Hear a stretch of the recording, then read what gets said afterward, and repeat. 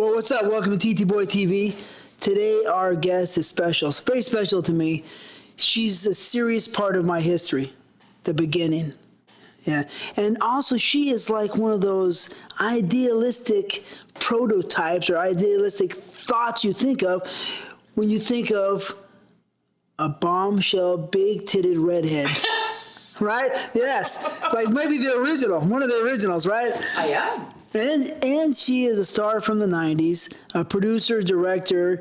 She's been in the business over 20 years of experience plus. Please welcome Brittany. I haven't been called that in a long time. You are so funny. Brittany. T. What's up, baby? What's up? How have you been? I've been good. I can't believe how good you look. So I want to let everybody know right now, this is the first girl I worked with. You were the first. You know you're the first. Yeah. She is the first girl I worked in 1989. First we did a photo shoot. Yep. Right? Yeah. And then we did a video shoot. That was back when they did softcore photo shoots. Yeah. It wasn't hardcore. No, it wasn't hardcore, but it was still simulated. It was simulated, but you were chasing me around with your penis. I was? Erect. Oh, yeah, you were trying to say, fuck me in the bathroom. Really? I was like, no. No, come on. I swear to God to you. Oh, yeah. Are you sure? Swear. Yep. Huh. Yeah. Because I was so shy. Oh, you wanted me bad. Really? Yes. That's where it all started, like that chemistry that we Really? had. Oh, yeah. And you wouldn't give it to me? No, because I was dating somebody. So I was like, oh. Well, that never stopped you before. That's when I first got in the business that I learned. Yeah, no, you were trying to fuck me in the bathroom. Really? Swear to God. What was that guy's name? Bert or? Biff Malibu? No. The guy we worked for? The photographer. God, what was his name? He was a foreign guy. No, he was foreign, but he had been in America a little while. Yeah. But him and his wife, remember? Right, yeah. Bert or Bart, was it like that? Do you have a picture of him? Anyways, this is the first photo shoot we were on. Look at that. Oh my God. Is that crazy? That is so funny. This picture's. I have no top on. Yeah, I'm going to show it to the camera without. Her top is down, her tits are out, but we're not going to show those. I'm going to cover it up with my finger. But this picture is 31 years old. Wow, I can't believe you still have those. But do you have a picture of us? Or that's just me? That's me and you. That's you? Yeah, that's me. Oh my God, that's so crazy. Look at how young we were. Here's another one. I can't show this one for sure. I can kind of show it. Are we having sex or kind of trying or simulating? That's all I can show you. But that's our. So crazy. Oh yeah, but we're not even really having. It's all. We're faking it. Yeah, no. Oh no, you tried. For sure. No, I didn't. Yes, you I was did. way too shy. Come on. You weren't with me. I swear to you, you weren't. I was way. Come on. Oh, Really? I went to the bathroom when you were following me in there with your penis in your hand. No way. Really? Yes. Because I just remember being really, really shy and be like, whoa, like, where am I? What am I doing? You were at first, but then you and I had this like connection, and it was cool. Like we were good. And had I not had a boyfriend at the, I know it sounds stupid because Who was your boyfriend then? Biff Malibu. Biff Malibu. Who ended up. Biff Malibu was the owner of Anabolic, Yeah. right? Yeah. I liked him. I thought he was a really nice guy, right? But he didn't like me so much because I took every ounce, a little bit of work that he had when I came in, and then I beat him up in a boxing match. Did you? Yeah, I beat him in that boxing match, and Why does it surprise me? and and ever since then he just didn't like me too much. But big deal, right? Like the sweat off my balls wouldn't care. But I don't think it hurt your career. but I liked him. But let me tell you a quick thing on that. He shot me twice for his anabolic. Yeah. When they were pumping, and I destroyed every actor next to them. And it just must have made him insane because they never hired me again. But I just, how strong I was. Anyways. You were a very unique individual when you came into the business. But hold on. So then let's get to it. So then I do the photo shoot, and I'm pretty sure that you helped me get the video shoot job with Jim, for Jim. I think it was on a Wednesday that we worked. You remember the day? I'm pretty sure it was on a Wednesday, and he called me 2 days later, a day later, and said, we have a video shoot for you. I'm like, whoa, really? Yeah. And it's going to be with you on a Sunday over there on the Archwood House. The Arch, yes, yeah, that I do remember. I don't remember the days. Your memory is better than mine. Yeah, no, because I think that he called me, or I went in after our scene, and he asked how it was, and I was like, for a simulated shoot, he's following me around with a heart on the whole time. Like, Really? Is that what you told him? assume he's ready. Because I struggled a little bit, I thought, in the photo. No. No, I did all right? God, no. Really? That's what was interesting to me, because the photo shoot, you were so strong, and then the day of the scene, it wasn't as strong because you had to screw that old ugly lady first. Well, no, the truth is, here's the truth. The truth is that, right, the scene I did with you, that one scene was the hardest scene of my life. Yeah. Period. It was my second scene on the first day doing a porno, right, doing a movie. And what happened was, I met this really pretty black girl on Saturday afternoon out where I was living, right? Right. And she was pretty, and I called her up. She said, hey, what's up? And so I picked her up. We had a quick dinner, came straight back to my place. We probably started having sex about 10 o'clock, 11 o'clock, and I didn't stop until about 6 in the morning. And your call time was 8. Right, and my call time was 8 or 9, and I didn't know anything. I was excited to do porn, but I was always so strong that I'm like, big deal. But I did have sex with her for 8 or 9 hours, right? Maybe busted a couple nuts. And then I'm on the set with this, this girl, Debbie, I think was her name. She was a very nice person. Yeah, not Debbie Diamond, but it was Debbie. She was older. Her name was Kim. You're right. It was Kim. Yeah, it's Kim. Kim. Debbie's and Kim give me, they're similar to me. Yeah. How do you know it was Kim? Because I remember it was your first movie. Wow. So anyways, this girl, Kim, I work with her, right? She was a very nice girl. Not my style. Right. But I was having a hard time popping. So I was in that room for 3 or 4 hours straight. So now we're talking about 12 hours of sex, right? In a small amount of time. And then they say you're back to back pretty much with a little bit of dialogue in between. Yep. Right? Yeah. This is the movie right here. Oh my God. We have the first movie I was in. I would pull up the scene that I have on my phone. Right. I can't show that on here. And it says there, Brittany. Right? But when I got there that day, Yeah. you were just walking out of that bedroom with her. Sweaty as hell. Sweaty, dying. It was. They were like, okay, you're going to go again. It was like, wait, Yeah. a brand new guy, you're going to do, like. Exactly. And I didn't know that you shouldn't be having sex 8 or 9 hours the night before, right? Unless you're a professional, unless you're experienced and soiled. And then they did a scene with us. We did the scene, but the worst part about that scene was that really flipped me out. What? You're like, what? What'd I do? Wait, what'd I do? Like we were No, on they the couch. put me right there in the living room, and everybody was right there at the kitchen watching the scene. Oh, that bothered you? Yeah, that was like, yeah, because I'm very modest. Yeah, I was used to it. Hey. I hadn't been doing it for that long, but I had become, accustomed to there's going to be an audience watching me. So I didn't know that's why you work. Yeah, because you got really, like... Yeah, I was like, Yeah. I was looking at the people like, what the fuck? What the fuck are these guys looking? I don't like guys looking at me, right? That's true. This is very true. I'm like, everybody want to see what's going on, how they always might see a new guy. Let's see this new guy, what he can do, right?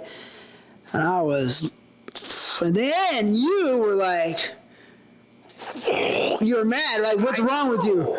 I was like, well, what the? No, but you know what's really funny? Here, I'll show you. This is... But. Yeah, I was mad. That's funny that you remember I was mad, because I know I... Yeah, you looked right at me. When some girl gets mad at you, That's us. Oh my God! Look at you. Look so sexy. Look at that! Wow. I mean, we pulled it off. Oh, I mean, to defend me, in all honesty, I finished the scene. It wasn't great, but I did the scene. Right. I busted. I got hard, and I did the job. Yeah. I wouldn't say it's A plus. I give myself a C minus. Barely, but on my level, right? Well, yeah. I mean, the whole thing, it just wasn't planned well. Okay, you just did a simulated photo shoot a few days before. Yeah, you did a great job, but I know what their rationale was. Well, if he can stay hard in a simulated shoot, we can just throw him in some movies and he'll be fine. And you can't do that to a new guy. Well, I mean, but you could do that to you later on down the line. But they could have did it to me if you hadn't stayed up all night having sex the night before, everything would have been fine. Again, but somebody should have said to you, hey, you might want to refrain from having sex the night before. Not just having sex, because you don't just have sex, but having sex all fucking night. It was crazy. It's like, yeah. And it was strange because this girl was really pretty, right?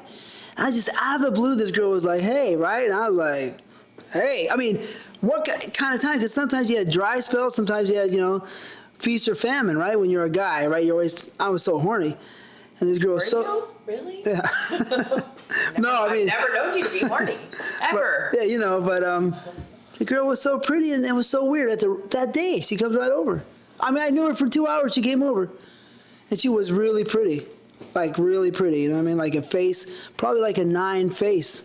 Pretty. You made her nice. Like she probably still talks about you to this day. Maybe, how does it, usually a 9 face or a 10 face doesn't just say, come on over, or, I'm coming over, we're having sex all night. That doesn't usually happen always. You know what I mean? Yeah, I mean, it does. Sometimes I've done it to guys. So I know it happens. So... Uh-oh. You scare me. I want to know, how many movies had you done before that? Before you? Before me, yeah. Oh, God.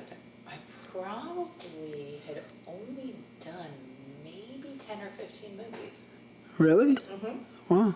Yeah, I was still relatively new because what I had started out doing was swearing up and down I wasn't going to do movies. I was only going to do magazines. And so I had done a ton of, obviously, big boobed magazines. Yeah. Ahead of, prior to the movie thing. And then... Because you have big tits. Do I? Right? I had a reduction. You did? Yeah. Why? They were killing me. Really? Yeah, they caused my shoulders to come forward. I was just having back problems. What size were they? They were... In their prime. In their prime?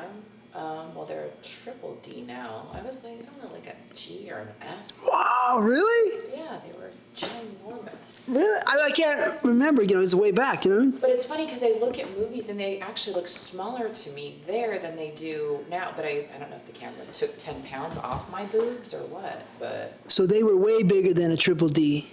Before, yeah. Oh, yeah. I mean, think about it, guys. People, women, whoever's watching... Look at her. She's 52, 51, same age as me. She looks great. But of course, when you're younger, you always look prettier, And she's got these huge tits. She's fiery. She's got a beautiful fat one, you know what I mean? Fat, good one, I'm talking about. A fatty, or a puffy, I call them. Right? The first time you said that to me. And she got these tits. Imagine, what was it like? Were the people going crazy for you? It was interesting, because Jim had his Polaroids that he would show everybody. And so, where he had that drawer and a director could just come and start pulling out Polaroids and girls' information. Right. It was, sometimes he had the book, but then before he had the book, he had the little side area where the pictures were? Because remember he had the book? But he also had a desk, like new girls that had just come in that he hadn't filed away yet. Right. So a stack of little of these cards, You know? You know what? It wasn't even those cards yet. No. Wasn't this connected to it or no? You know, these are Jim Sal's cards. It was actually just a piece of paper. Those came a little bit later. Oh yeah. Yeah, it was like a piece of paper with a Polaroid on it, or maybe. I thought they were connected. I think they were connected, but they weren't in the book yet. They were just in his desk. In his side drawer. Yeah, so directors were pulling it, going, well, who's this? And he's like, no, she's not doing movies. She's not doing movies. She's not doing movies. She's just single girl. Mm-hmm. Photo shoots, or solo masturbations, tease scenes, whatever you want to call it. And actually, he booked me for a photo shoot that was with a guy. And I was like, okay, I'll try it. We'll see. Nothing's gonna happen. It's a simulated still shoot. We're good. I get there. I get into makeup. I do the whole thing. We're doing the whole photo shoot. He's like, okay, now the insertion. I was like, wait, what? Huh? What insertion? I got on the phone with Jim and I said, what in the... I mean, I had a few kind words for him. I think I told him I was going to come and kill him. And he calmed me down and I was like, okay, you know what? I'll try it, but this is it. Not doing anything more. The guy was cute, great body. It's like, all right. He was. Yeah. Who was it? You know what? I don't even remember his name. He was literally, that was the only thing that the only set I ever saw him on. After that, I didn't see him. So I don't know if I scared him or what I did, but I never saw him again. I think his name was like Larry, blonde kid. Like I said, good looking. But when you're doing a simulated still shoot, it's so much easier than a movie, because you don't have all these people around you watching you. There's like the photographer, a lighting guy, maybe makeup to touch you up. So I was like actually really having sex, and then we'd kind of just stop for a few minutes, let them get their pictures, and then back into it. And that was actually what made me more comfortable in deciding that I would actually do movies. That kind of like broke the ice for me, Okay, so when you said do the insertion, so then it was a shoot. It was a shoot, but from what my understanding was, it wasn't going to be a hardcore shoot. Okay, so it was a like what you and I did. A hardcore photo shoot. Yes. Okay. Yeah. Because they don't do those anymore, but they did them back then. Mostly the European people did the hardcore photo shoots usually. Yeah. Remember? I mean, a lot of times the Europeans would come in, the hardcore photo shoot. It didn't seem like that many Americans were shooting hardcore photo shoots. No. Right? No, it was always from another country. That somebody would come in and pick a group of us, and they'd book like a studio. Do you remember? Did you ever do the guy? He would book the studio in North Hollywood, and he would him and his wife did it. Of course, Bert Mueller. Yes, exactly. And his wife, and he'd always say this in the. Open her up. Let's see what she had for breakfast. Open her ass. I'll be like. That'd be him. Ah. Yep. But I don't like. Yeah. I like girl. I just like pussy. That was him. But I liked him. He was cool. Yeah, no, he was cool. German. But I think too, with you and I, people knew not to cross certain lines with you. People knew not to cross certain lines with me. So we I think had it a little easier than some people. Do you know what I mean? Well, maybe. I mean. People knew not to push you around. People knew not to push me around. They knew that right away. So, anyways. They did. I mean, but we're gonna talk about that. You don't push her around, especially when she's younger and she's drinking. Careful. Me? Yeah, that's dangerous. I mean, you think you've seen danger, You might have, but this is same level. Yeah. Oh, okay. Level 10. We'll talk about off-screen sex. So you're doing photo shoots. Yeah. So which ones did you do? Did you do Penthouse?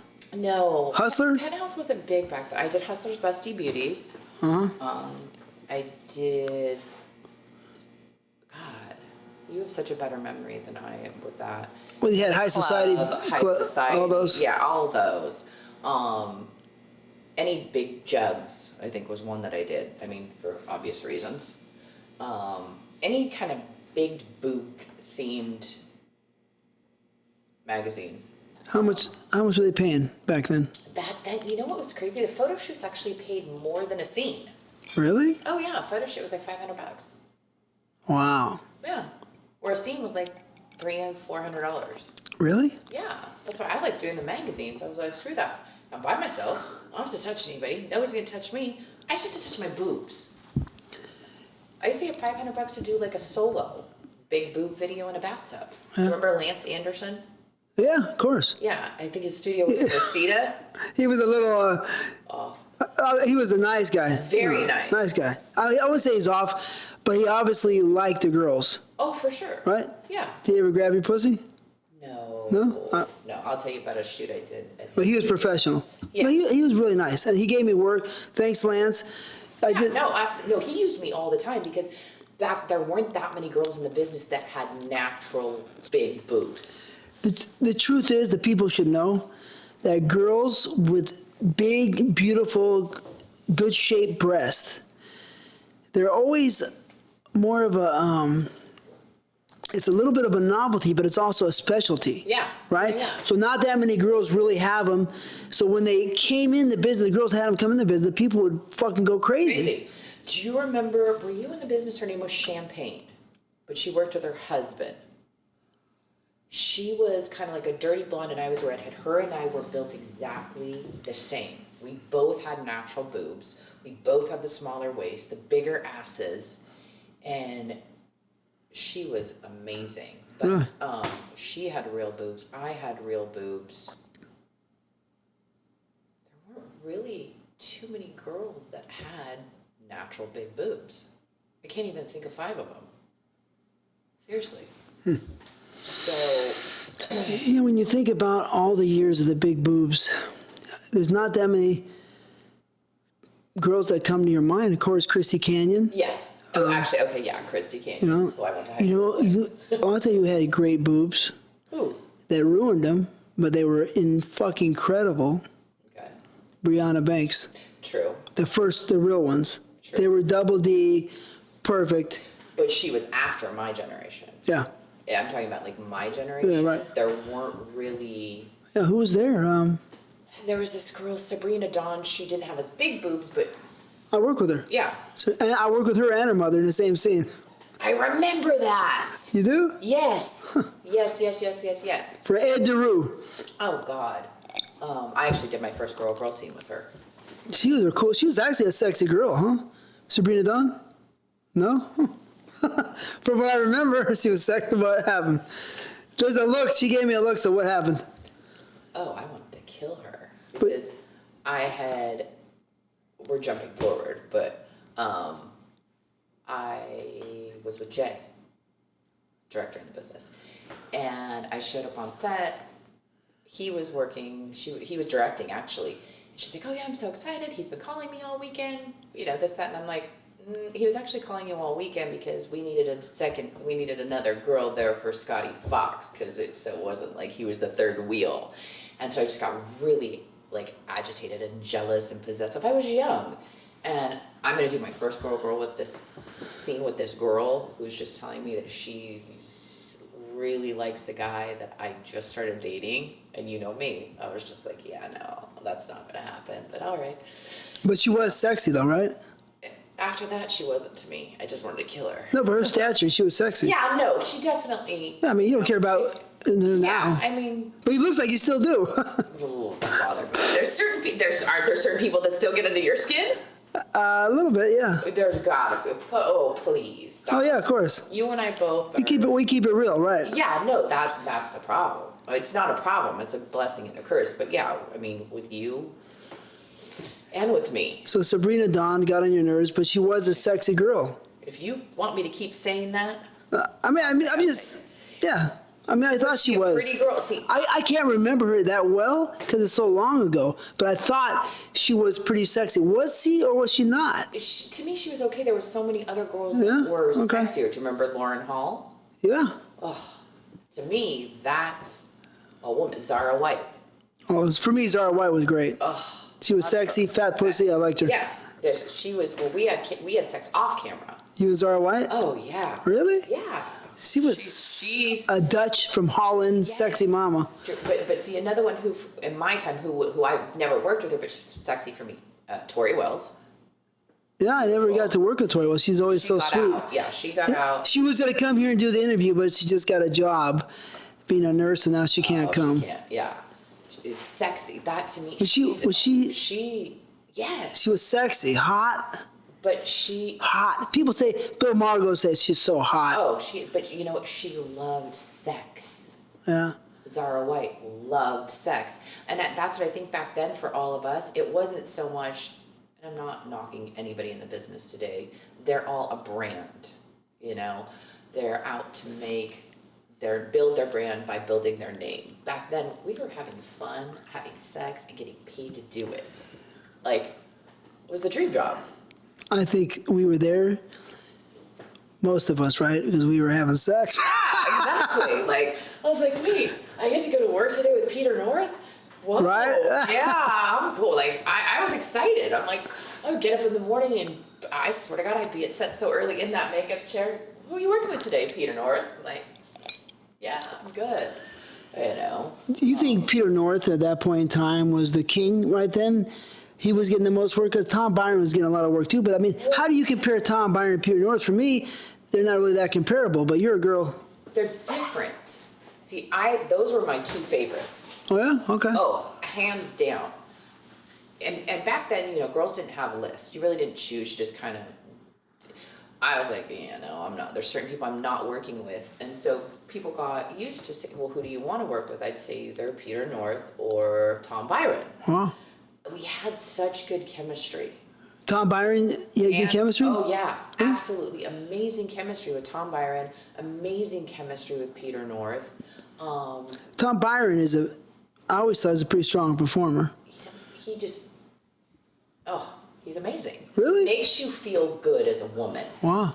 I think my first week in the biz, I think it was my second scene was with him for Patty Rhodes and Fred Lincoln out at the Avocado Ranch. They love Tom Byron. They always use Tom. He was great. He made you feel comfortable as a new girl in the business. And he's very nice. For instance. Yeah.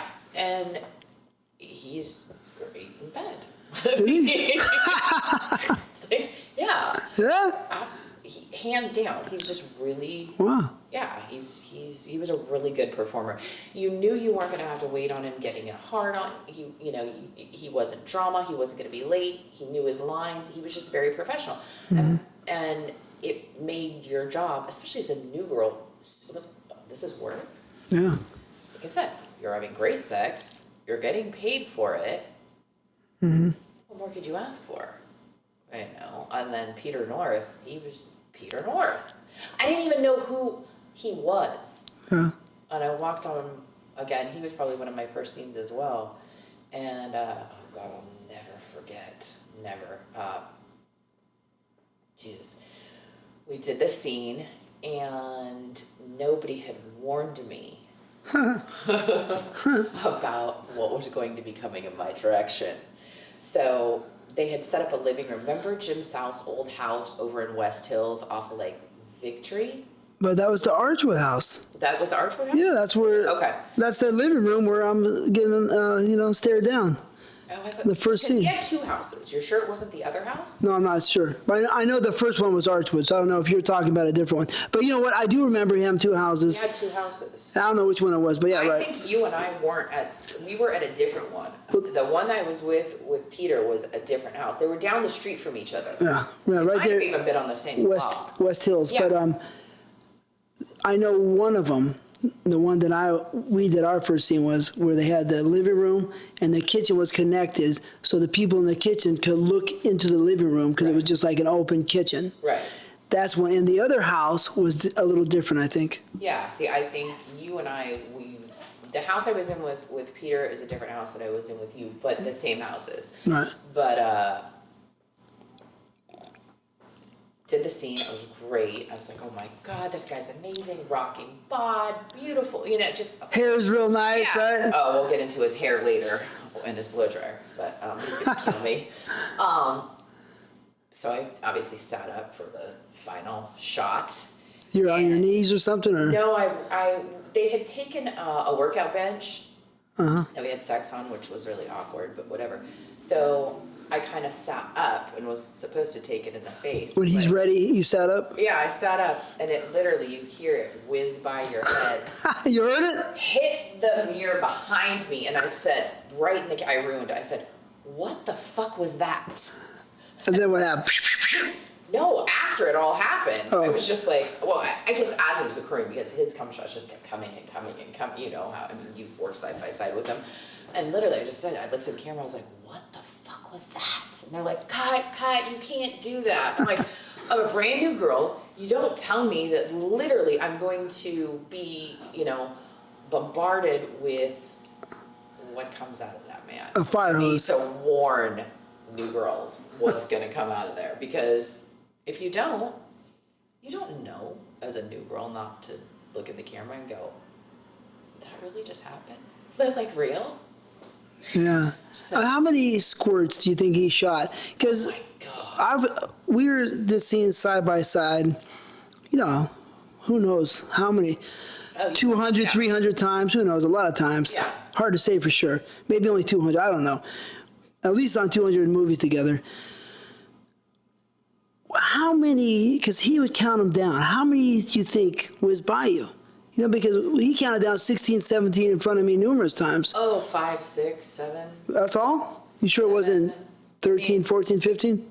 I don't think, I knew it was enough to where, as soon as I said that, I just realized I can't say that I went back to it, and there was still more coming my way. So maybe it was 10, maybe it was 15, I don't know. But A lot. That moment stood out for me. I was just like, wait, what? In my personal life, I hadn't had sex with that many people. Really? No. Wow. No. And, it wasn't ever, I didn't ever have sex with somebody like him. It was like... Of course. And I think in my personal life too, I wasn't just like having people come in my face or no. Really? Yeah, no. All that came later in the business. I learned all that on set. My first scene though was, oh my God. Well, actually, the first that I was supposed to walk onto, I was supposed to be with Randy West, and I went to work. I think I told you this, that Mike Carpenter was the director, and I walked on set, and he goes, "Who's the new redhead with the big ass?" I picked up my bag, I walked out. We didn't have cell phones back then. I went to the corner, I got on the payphone, I called Jim South, I was like, yeah, that's not gonna work for me. He's like, what happened? I'm like, totally made me feel uncomfortable. From the moment I walked in the door, replace me, I'm coming to your office right now. He was like, oh shit, I'm scared. Yeah, so they calmed me down, finally got me to agree to do my first movie. This guy Dino back then, but we had become friends because Dino was already there before you? Yeah. I thought he came after. No. Are you sure? Positive. This is the first time I did a movie. Because he's supposed to be the actor, right? Yeah. Yeah. But his dick was soft, right? Yeah, it didn't work. So. Oh, he was a nice enough guy. Italian guy from New York or something. But see, I had met him so many times in Jim's office from being up there, because even though I wasn't doing hardcore, I was still there because I was doing magazines all the time. So I was there for the casting calls. I was there, just would go to lunch. And we all went to lunch at Hamburger Hamlet with Jim how many hundreds of thousands of times. And so we got to become friends. So they were like, well, you guys are so cool. You guys are so close. Why don't you try your first movie with him? I was like, okay, we'll try it. For Carpenter. No, this was for Charlie Biggs. Of course, Charlie Biggs always used Dino. Yeah. What was his stage name? You remember? Will something? Yeah. I forget. Okay. But I like Charlie Biggs quite a bit. He used me a lot in the beginning. Me too. He was easy to work for. He was great. I think, did he pass? I believe so. Yeah. I think so. I don't think he was in great health back then. Well, no, he was heavier set. Had some things. But I liked him quite a bit. He was a nice guy. Yeah, well, that's what I agreed to too. No, I wouldn't have went back on a Mike Carpenter set. That was supposed to be my first scene. I walk out and the guy's talking shit. I'm like, yeah, I'm good. In Mike Carpenter's defense, because Mike Carpenter is one of my favorite directors. Mike Carpenter is more of a direct a little teeny bit brash, but very nice. He just wants to get stuff done. But I could see him being a little too direct, possibly. Right. But he was a hell of a guy. No. After I got to know him, it was fine, but being a brand new girl, you walk on, everybody's naked, clothes are flying off, people are fucking, you're just like, oh yeah, what, you know? Like, so I agreed to do my first movie. I said Charlie can direct because I had met Charlie up there a bunch of times. I was comfortable with him. I said, real easy to get along with the girls, yeah. right? Oh yeah. He made me totally comfortable. So I said, but it's gonna be a closed set. It's me, Dino, and the cameraman, and that's that. Jake. Oh, it gets funnier. Jake, of course, is in my book. I ended up doing my first scene with Jake. Oh, of course. The masked man. Yeah, because Dino was having problems, so he did all the acting part. So Charlie came to me, he was like, hey, Tiff, we really need to get this done. Can we just use the camera guy? It's going to be the insertion shots. And I'm thinking, and Charlie's like, I'll shoot it because he's going to be in it. And I went, yeah, fine, whatever. I'm in it at this point, But Jake is like a really easygoing guy. Love him. Yeah, nice. Love him. He's got that quality that makes you want to be friends with him. Yeah. Oh, for sure. And again, I was comfortable with him shooting my first scene, and everybody made that day so comfortable. So I'm like, finally ready, finally gonna get into it. I'm like, laying back, okay, we're gonna do. I was like, there's nothing. It's just soft. So that's, like I said, when Charlie pulled me aside and he's like, hey, will you just let Jake do it? I did, and it was great. It worked. These were the days before Viagra. Yeah, there was no, these guys did. Yeah, if you weren't feeling good in those days, you were exploited. Yeah. Exploited? You were exploited. Your weakness was exploited right away. Oh, absolutely. Yeah. Yeah. And you could quite possibly be exploited on the phone. That person sucks. Don't use them. Right, you're done. Oh, yeah. No, but that's why there was just a handful of guys, back then. Because guys would come in, they would try it. It just wasn't for them. But here's the question. While you're trying, you're probably trying to get Dino erect. Yeah. A lot of girls would do this, would try sucking their penis. Yeah. For, how long were you sucking before you just said, forget it, I'm done? Oh, like 15 minutes. I was like, that's all? This is going to happen. Yeah. 15 minutes after or 15 minutes this period? No. Like, during it was, the blowjob part, it was starting to happen. But then, he just kind of lost it. So I just continued. And, I would sit back. I would play with myself. I would try to do whatever I could to help the person. And it was just, it wasn't going to happen. And Charlie's like, okay, we have a brand new girl. We want to use her some more. Let's really not make her sit on set for any longer than she has to, because he wanted my first impression to obviously not be what it ended up being that day, which was a guy not being able to get his dick hard. That's a little ironic, just real quick, because Charlie used to hold me hostage on the sets for 20 hours all the time. But remember, I told them I'll kill all of them. Right. No, I love Charlie, but just saying, he was nice to the girls. He was nice to me, but anyways, I'm sorry. Keep moving. No, it's okay. But I think too, like, being a new girl, you don't want to scare her. No. You definitely don't want to be like, okay, you're gonna sit there for 6 hours and suck a dick. No, that's not gonna happen. Totally. Looking out for Jim. You're looking out for Jim's interest too. Yeah, exactly. Yeah, because I was gonna go right to Jim's office after if things didn't go as planned. As I normally would. Yeah, like he'd see me coming. He's like, "Oh my God, what did I do now?" Here comes Red. Yeah, he used to call you Red. Yeah, here comes the crazy redhead with the big tits. Guess what your name is in the book? What is it?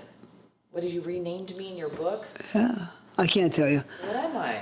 It's a mystery. Anyways, keep going. It's a really crazy name. That's how much I mean to him. I'm in his book. But I got a new name. I'm sorry. Go ahead. Go for it. No, it's okay. So Charlie Biggs was a hell of a guy. Dino sucked. And Jake, the question is, how many stunt cop did Jake do? A lot. But everybody was comfortable with him, But what happened is they would hire guys that could do the acting part, but they couldn't necessarily do the sex part. And so, Yeah. but they were okay with it because Jake was there shooting camera. So they knew, like, hey, if it doesn't work, then Jake will just step in. And Jake really wasn't regretting that responsibility, was he? Would you regret it? I mean, it's the best job. To be a stunt cock is the best. So there's no pressure on you. Nobody's there. It's so easy. Yeah. Well, that's what he said to me. He goes, I'm not trying to be an ass, but I was praying to God that Dino didn't make it that day. Because they have me in like this all red lingerie. And I came like, you know, walking down this hallway. And I basically accosted like this hallway door. You know, kind of like a tease thing. And Jake's like, I totally got a right to just watch you do that. So I was like, please don't let Dino do it. Don't let him do it. Don't let him do it. And he didn't do it. So Jake got his wish. Well, you know what? You wished hard enough. On our first scene, you know, there's another thing that kind of threw me off a little bit. What? You were flirting with Jake right next to me on the couch, showing him your pussy like, hey, baby, afterwards or something. I'm like a little bit kind of slow, not really slow, but kind of country bumpkin a little bit. That. Not really, but I'm not really slow, but I'm just like, I never seen this type of activity, right? This is not the activity that's going on in those days. This coming from a man who's butt-ass naked in a room full of strangers having sex with women he doesn't know. Right, but remember I told you I was modest, and that's what threw me off in that You see, you were first scene. What brought you to even do a movie then if you're that modest? I love the girls. Yeah, that you do love. I love the girls. I love sex. And I didn't have sex in front of people. That wasn't my thing. I could, but I didn't. You know what I mean? Right. I did have sex with my girlfriend in front of one or two people, I guess, way back. But it was because you're hot and horny and nothing really matters. Right. So I wasn't in, hey, watch me have sex. No. So, but the point is, you were showing Jake your pussy. I'm sitting right next to you, and I'm going, what the fuck? This is crazy, man. This is porno? 'Cause I was just like, you know, a porn fan. I'm like, whoa. But it was more mysterious back then. And so you get introduced to this type of activity, and you're like, whoa. And these people are watching, and you're like, what the fuck? Action! Right? Hey, you never told me that. I didn't know that. Yeah, it was a little bit off. I'm sorry. I didn't mean to. No, I mean, you know, it wouldn't have mattered. Porn brought out the bad in me.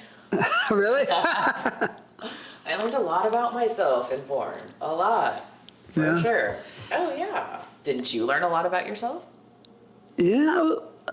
Well, I learned that probably You could fuck more chicks in a day. But yeah. No problem. Yeah. Go from one set to another to another to another. You're a beast. But here's the ironic piece of fact is that before I got into business, right, the girls would come to my house and I'd fuck them and they would tell their friends.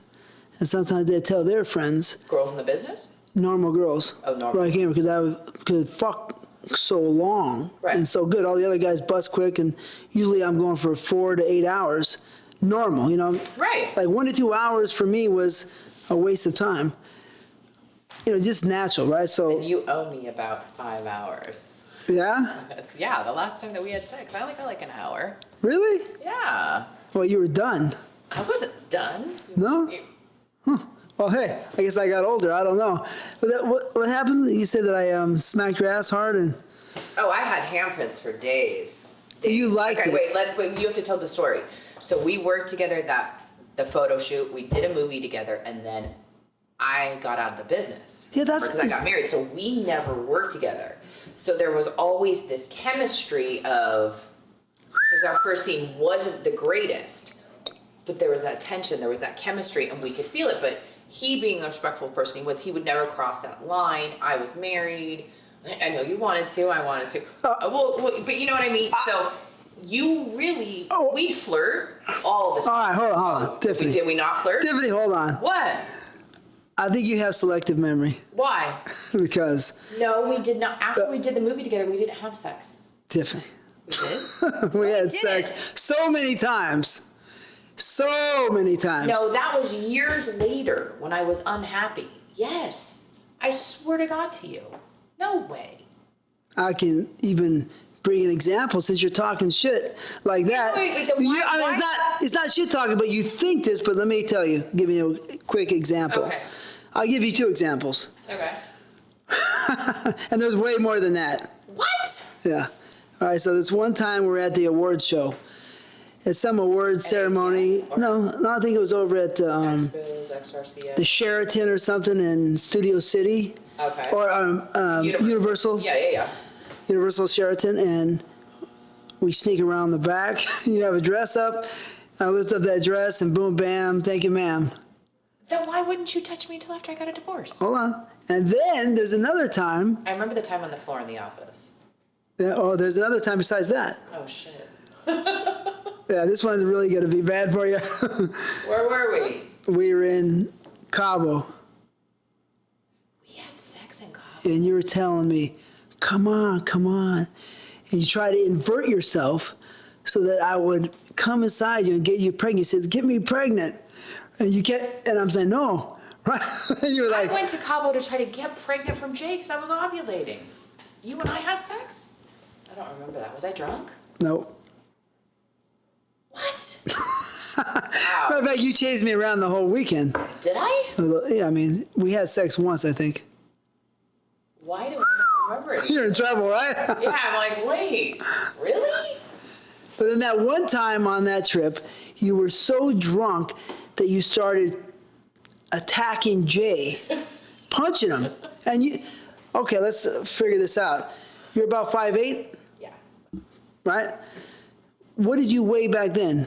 I think 140? 50, 60? No, not 160. No? No.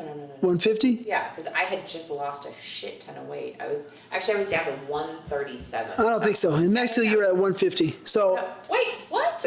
right? No. And you were strong. Let's just say you're strong. All right. What? She's strong. She has a solid frame, and she likes to punch people. So do Right? you. Yeah, but you're a girl, and you can punch good. So, I beat him? I mean, you look kind of dangerous. I mean, it can be. He pissed me off a lot. I just don't remember sleeping with you in Cabo. That's the trip with Tiffany Minks was on it. This one Randy was West was on it. Alicia Rio was on it. Sierra. Remember Sierra? Yeah.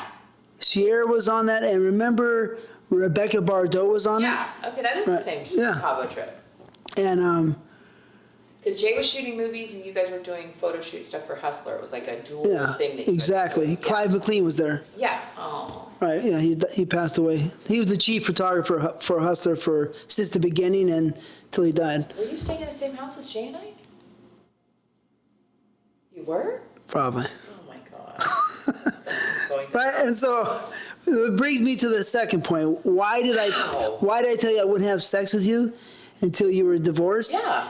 Because I started feeling bad at a certain point, saying, "This is not fucking. Oh my god. This is not right, not righteous to me." We've been having sex over the course of now you're telling me the course of years. The guilt came in. I said, came in years later.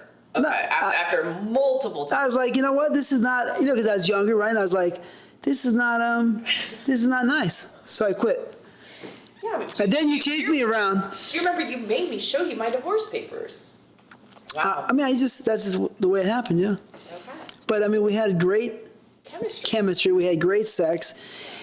But the Mexico thing was pretty crazy, because you actually got up.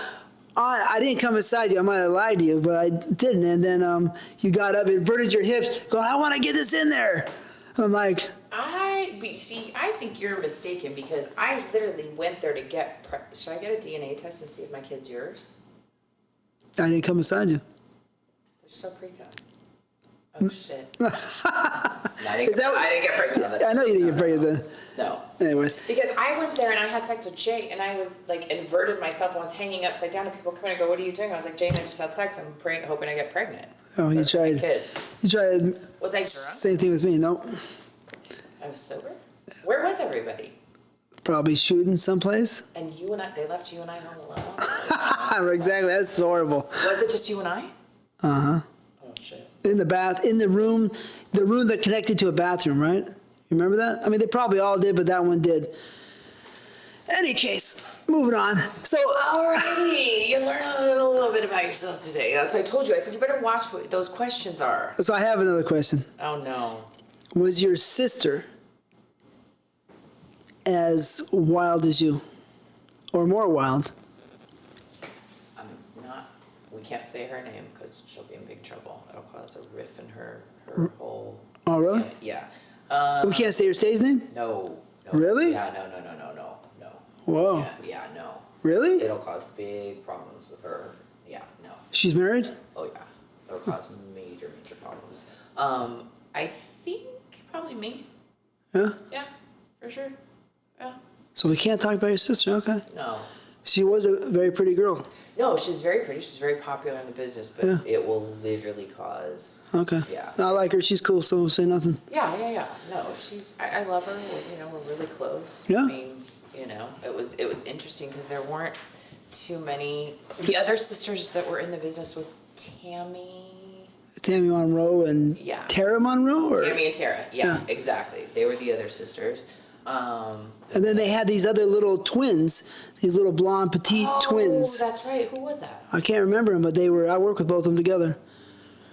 Ha ha! You did? But they were great. But they were cute, right? Yeah, they were cute. I can't remember their names. I'm still back. I'm back on the Cabo trip that I texted you. Wow, I'm bad. Pretty bad. I mean, it was a fun trip, though. I mean, apparently so. And then I brought my girlfriend in there, remember? Amy came later. You remember Amy, right? I remember it. Right. Yep. Gotcha. We're terrible. We're both going to hell. We're sinners. Awesome. Wonderful. I'll meet you there. Right? Yeah. I guess we're young and dumb, full of cum, right? I guess. Chalk it up as that. No, but when you have chemistry with somebody, you have chemistry with somebody, Yeah. I mean, The problem is with sex, it has no conscience. Sex is like its own beast. certain people. For most people, like spontaneous sex has no conscience. It has no way to defend itself almost. But there are people that they will say no. They won't engage in any type of sexual activity unless it is with their partner. There Sure. are people out there like that. I think too, for us too, we view sex differently. I wouldn't say it's a sport, but I think we enjoy it more so than others. Yeah, it makes you wonder if your blood is really hot and you're like a passionate person. Do all these more passionate, explosive people have more sex? Makes you wonder. In my lifetime, I've only met a few. Mark Davis is one of them. Hands down, amazing. Great. Sexually, Yep. mind-blowing. And then a couple of people that aren't even in the business but you don't find that very often. Somebody that's on, people always say, well, on your level. I don't think it's not just because being, a performer in adult movies, I think is something that was inherent in me. I think the adult movies brought that out in me, a side that I didn't know. I didn't know I liked women. I love them. Really? Oh, no. I never knew that you really loved him, really? Oh, my God. Really? Wow. Once I did my first one with Sabrina wasn't that great, but once I started doing girl scenes, like that girl Champagne. Oh my God. I can't remember. Literally, they started clapping afterwards because it was almost like we forgot there was a whole room full of people watching us. We were so into each other and we had just this raw, amazing sex. To feel that with a woman, it sparked something in me. And I was like, whoa, this is interesting. So. I never realized how pretty your eyes are. What? You're serious? Yeah. Your door guy downstairs said to me, he goes, you know what, I just have to tell you something. You guys are really pretty. I'm like, thank you. No, girls, oh my God. Melanie Moore, loved her. I liked Melanie Moore. I mean, I'm going to say it because I work with her the most out of any other girl. She was your porn wife? Right, she's my porn wife. I had a porn husband. We all get a porn husband. I liked her a lot as a person. Mm-hmm. But just between me and you, and I guess whoever else is listening, the whole world, she was not my type. Really? Well, no. And I worked with her over 50 times. Well, that's what Eric Price. I worked with him a shit ton of times. I was like, really, I'd walk on the set. It was, who am I working? Oh my God, we're working together again. Like, in the beginning, it was great. Our first scene was like, oh, cool. He was hungover, didn't think he was going to do it. And I walked on, and they're like, that's the girl you're working with. He's like, yep, I'll try this today. Really? We're good, yeah. I mean, that's the guy that went out to your girl with your sister. Yeah, then they end up getting married. They got married, but he was a very arrogant guy. I was so close to punching him in the face at one point in time, and I say to myself, to this day, I say, God, because I didn't really understand my how powerful my punching power was, right? You're strong. No, but the power, my knuckles being hard or heavy hands, I don't know, whatever. And he was such a fucking cocksucker. We're cool now. Right. But at that point in time, I was looking at his jaw, he was talking, and I would still regret not taking the swing and not, because, you know, I don't know if you could take a punch or not, but when I hit you clean, you're going to know it. And I don't think he had any skills, so it probably would have been bad for him. Yeah, but most people knew you could fight, so they really didn't want to mess with you. No, he didn't know. It was early on. Anyways. But, okay, so you worked with her 50 times and she wasn't your thing. I'm just talking about girls that I enjoyed. She might not have been your cup of tea, but I loved, like, my thing was going to, like, the award shows or parties. I was making out with girls and feeling them up, and that was just my thing. PJ Sparks, Melanie Moore, Jenna. Oh, yeah? Jenna who? Oh. Jenna Jameson? Yeah. You were messing around with Jenna? At an award show. Really? We got told to kind of simmer it down. Yeah. Wow. What? Yeah. At the Sheraton again. Whatever. So Sheraton's bad news for you. I guess that's my place. Couple shots in the Sheraton. Yeah. I was a bridesmaid in her wedding to Brad Armstrong. Oh, yeah, Jenna's. Yeah. We were good. We were close. She was Jenna. She's hot. I love Jenna. Right? Yeah, I think we both do. And she was cool. Yeah. I mean, she still is cool. Probably. I haven't talked to her, but I follow her online, and yeah, I mean, she's really smart. Yeah. Super smart. I think people underestimated how intelligent that woman really is. Yeah. You know, when you see what she posts, yeah, she's. I used to watch her. Yeah. Because Jay is always trying to, you know, kind of put somebody in a position where he's talking a little shit, you know, shit talking, right? And he tried talking shit to me about it. I was too sharp to talk shit to. I could counter pretty quick. But people underestimated you too. But I watch him talk shit to Jenna sometimes, right? But Jenna was just too like, psh. So he'd be like stuck sometimes on a, you know, something like that. You know, nothing drastic, but Jenna was really quick and she's sharp. Very smart, yeah. And I don't think that too many people got to see that side of her in the business. Mm-hmm. I mean, she's brilliant. She's very, you know her. She'd be in a bad mood, want to kill somebody. The minute those cameras came on, man, she was on. She just was on. She just had a gift. Just like you were given yours for this business, she was given hers, and it was sex. And I mean, I'm happy for her. I'm happy that she's moved on. She's a successful businesswoman. She's done really well for herself. But yeah, she was fun. Yeah, Jenna Jameson. Well, she was great. She was good in bed. She's not really my type, but when you touch her and then you kiss her, because I'm not into blondes, but she was pretty. Yeah. And when you touch her, she got electricity. Yeah. So the fire would start. For me, I mean, you know, and that's rare with blondes, and I would touch her and I would feel some hot, and then I'd work with her, and she had some good stuff. Yep. And it was, I think I had a great chemistry. She's probably one, I mean, I don't think there'll ever be another Jenna Jameson. There is a girl in the business, though. You have to look her up. Her name is Angela White. I heard about her. I mean, I know about her. A lot of people talk about her. Oh, my God. I met her in person. Yeah. She has that same feeling when she's in your presence that you have with Jenna. Yeah. Yeah. And I even told her, I said, look, I've been around this business and people for a very, very long time. I've never, ever seen anybody even come close to Jenna. But Angela White, oh my God, she just exudes this sexiness. She's real, she's raw. She's not a petite size 2. She's got big tits, big natural tits. Yeah, she's got, she's thick. Mm-hmm. She's great.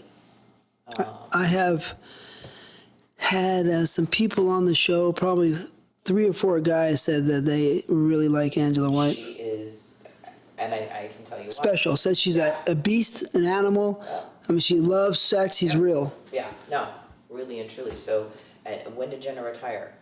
15 years ago? There hasn't been anybody since then that could hold a candle to her? Probably about, probably about 7, I think. It seemed like around 7. 7 that she? 7 or 8, it seems like. Did her last movie? No, because her kids... Yeah, I can't remember. Kids, but, I can't remember. But we just say it's been a long time. Jenna was great. I love her. Working with Jenna was great. It was just, passionate. We had good sex, and something about her. When I would have sex with her, she would make my thing grow like another inch. Yeah. Right? And she would bring the best out of it. Yeah. She was great. But that's what I'm saying. That's what she had, that gift, And you and I, we've seen a lot of people throughout the years. There's some people that are great. Yeah, there have been some girls that are great. They're amazing to work with. They've got it all, but they're just not Jenna. But Angela White, she is. Yeah. Oh.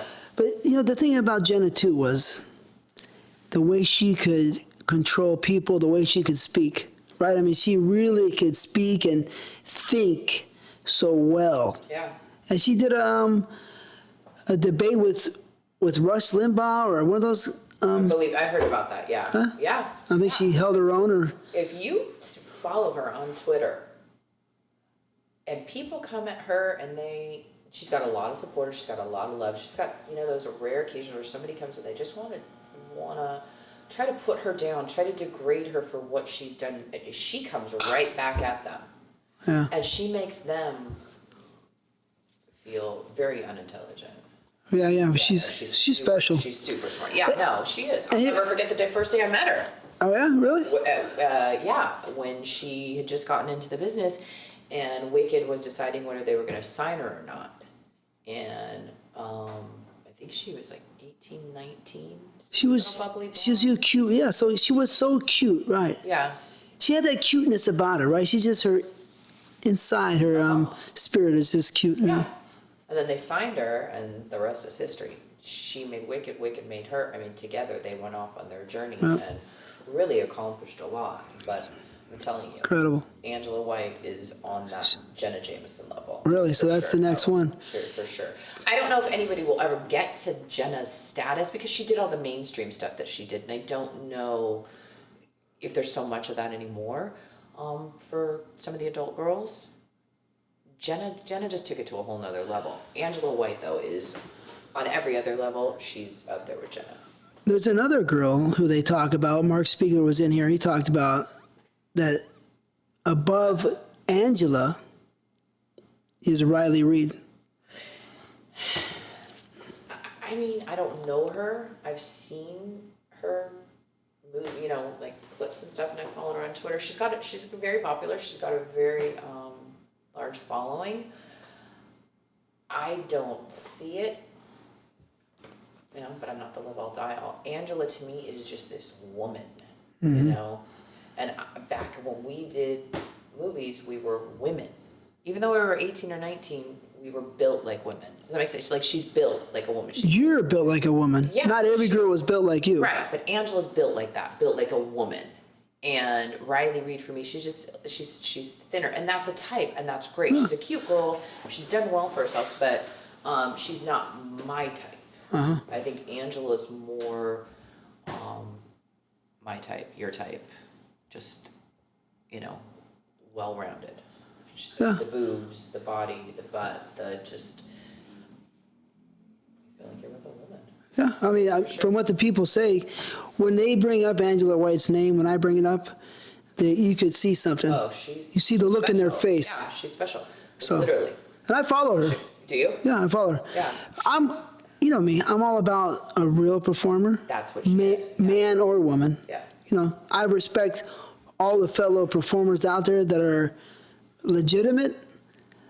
There's a famous European actor. You don't know him, but he's actually from Venezuela, right? Performer? Yeah. Okay. But he went to Germany. He was a doctor.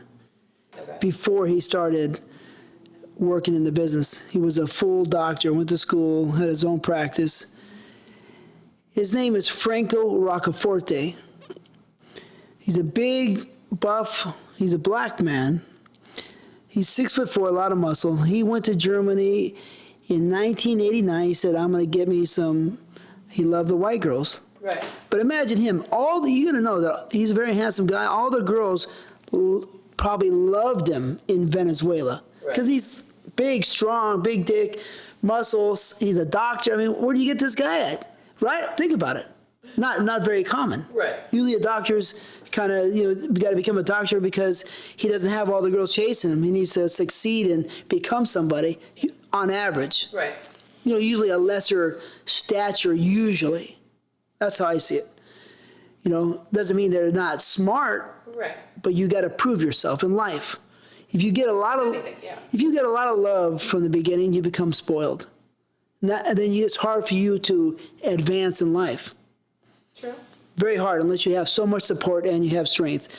Anyways, so Franco said, I'm going to go to Europe. He went to Germany. He loved the blondes, and he'd go to work. He worked for 30 years with Rocco, with everybody. I love him. Yeah, Rocco's great. And so he did an interview the other day. He's been around forever, Franco. I don't know who he is. Yeah, Franco Roccaforte. He's a good friend of mine. Okay. He says, listen, I've been here forever. He did an article for, online magazine. And he says, you can believe what I say because I have 30 years and I work with everybody, And, Europe does hardcore stuff. So he's in all the hard situations as a performer any performer could ask for. It's going to be difficult. He's in those situations. Right. He's a proven performer. Like you. Right? Like me. But he says, listen. I got you to say it. He says, thank you.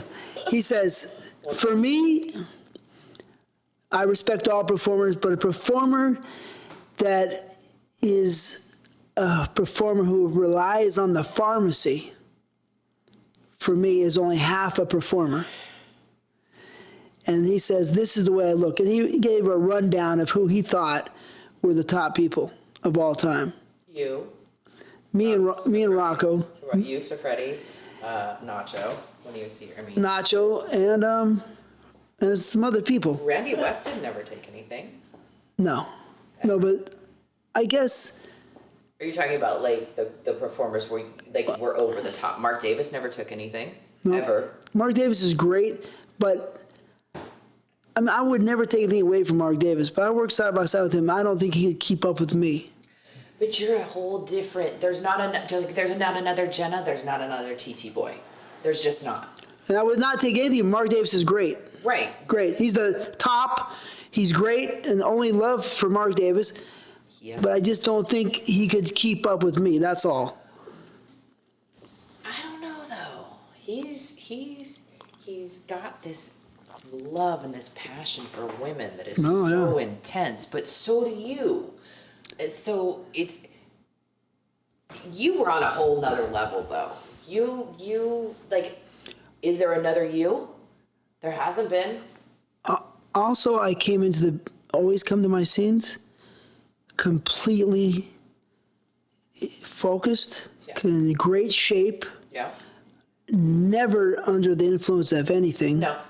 So, I was very, very professional. Right, but again, we go back in the 80s, late 80s, early 90s, it was different. Yeah. We were a close-knit family. We knew who we were working with the next day. We had these established relationships. We didn't want to let the companies down. We actually cared about the companies as well. We were friends with the owners of companies. It's not like that, nowadays. Mm-hmm. I think that... But, regarding that point, pharmacy, I know what you're talking about. Mark Davis he's natural. Yeah, never. Never. Yeah. So, no, it was you, Rocco Siffredi. I don't know if Jake ever did back then because he was in your group of guys. Oh yeah, Shawn Michaels. Yeah, Jake didn't do a ton of work. My first iteration. But he did. He was good. You have Shawn Michaels did a lot of work. Mark Davis, Peter North, Tom Byron, Mark Wallace. Yeah, true. And Randy Spears a little bit, but he was off and on, truthfully. But at the times I worked, he was also John Doe. He's one of my favorite. Yeah, yeah. You know, Randy Spears, John Doe, but I don't see them doing 5 scenes in a day. a lot of work, a ton of work. You're a different breed. Your testosterone is on a whole nother level. Just like with Peter North, his cum shots are abnormal. He's got something. You can have sex over and over and over and over, and you're good.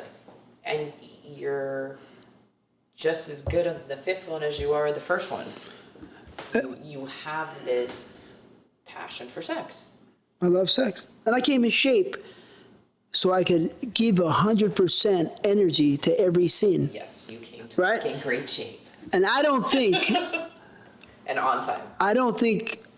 you know, I'm not saying nothing against Mark Davis, but I was doing some heavy duty, you know, cardio. And Mark Davis, in his beginning, the girls looked at him and would melt. Yeah. They loved Mark Davis. Yeah. And he's such a nice person, the best, right? One of the best guys ever. I love him. But I don't think that he was running the crazy running I was doing. So my stamina and the fact that I could come on cue instantly and do all kinds of stuff, probably... You're in an elite group of adult male film stars. Absolutely. You understand? I mean, what do people tell you all the time? You're the greatest of all times. You're in that top 5, you know? Oh, who's the 5? In my opinion, it's you, it's Rocco, it's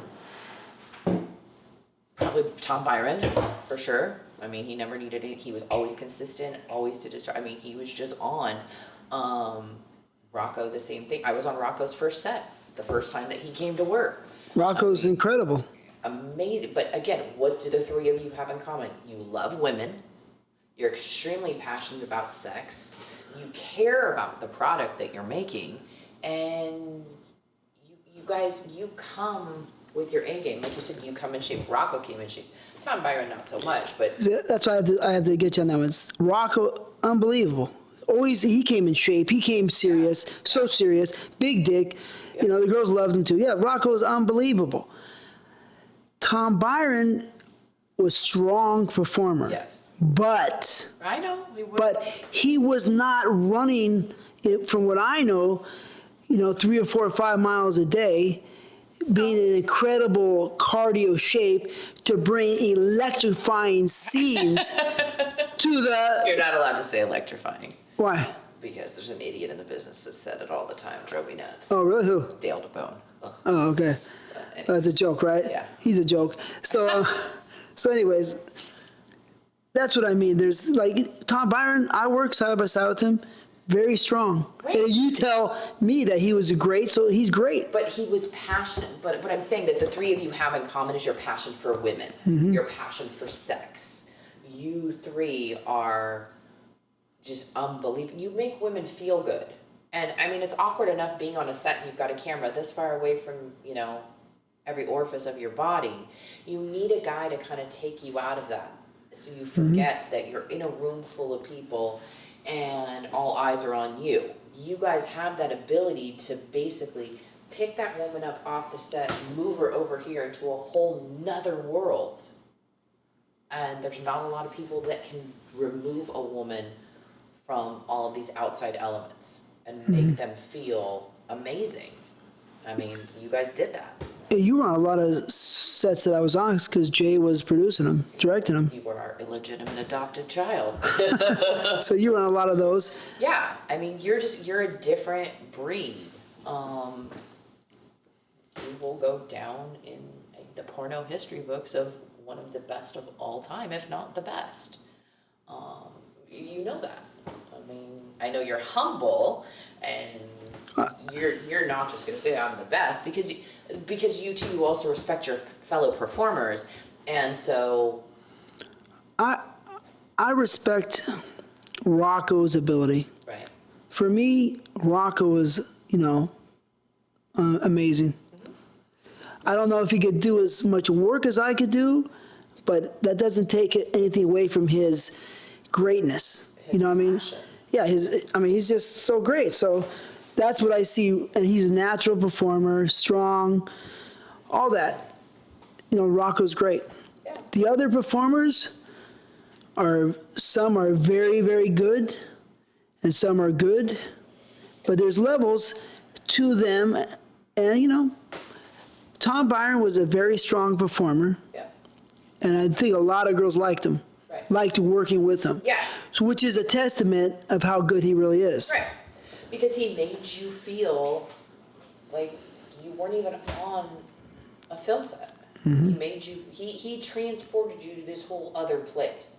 I never worked with Rocco because I was married. Well, actually, I was pregnant when I first met him. But he got me in an elevator at an AVN awards show and was talking that fucking French in my ear. Italian. And I literally had to get myself off the elevator and get out of there. Because if I didn't, I was going to be all bad in the elevator. And I was like, I can't do pregnant with somebody else's child.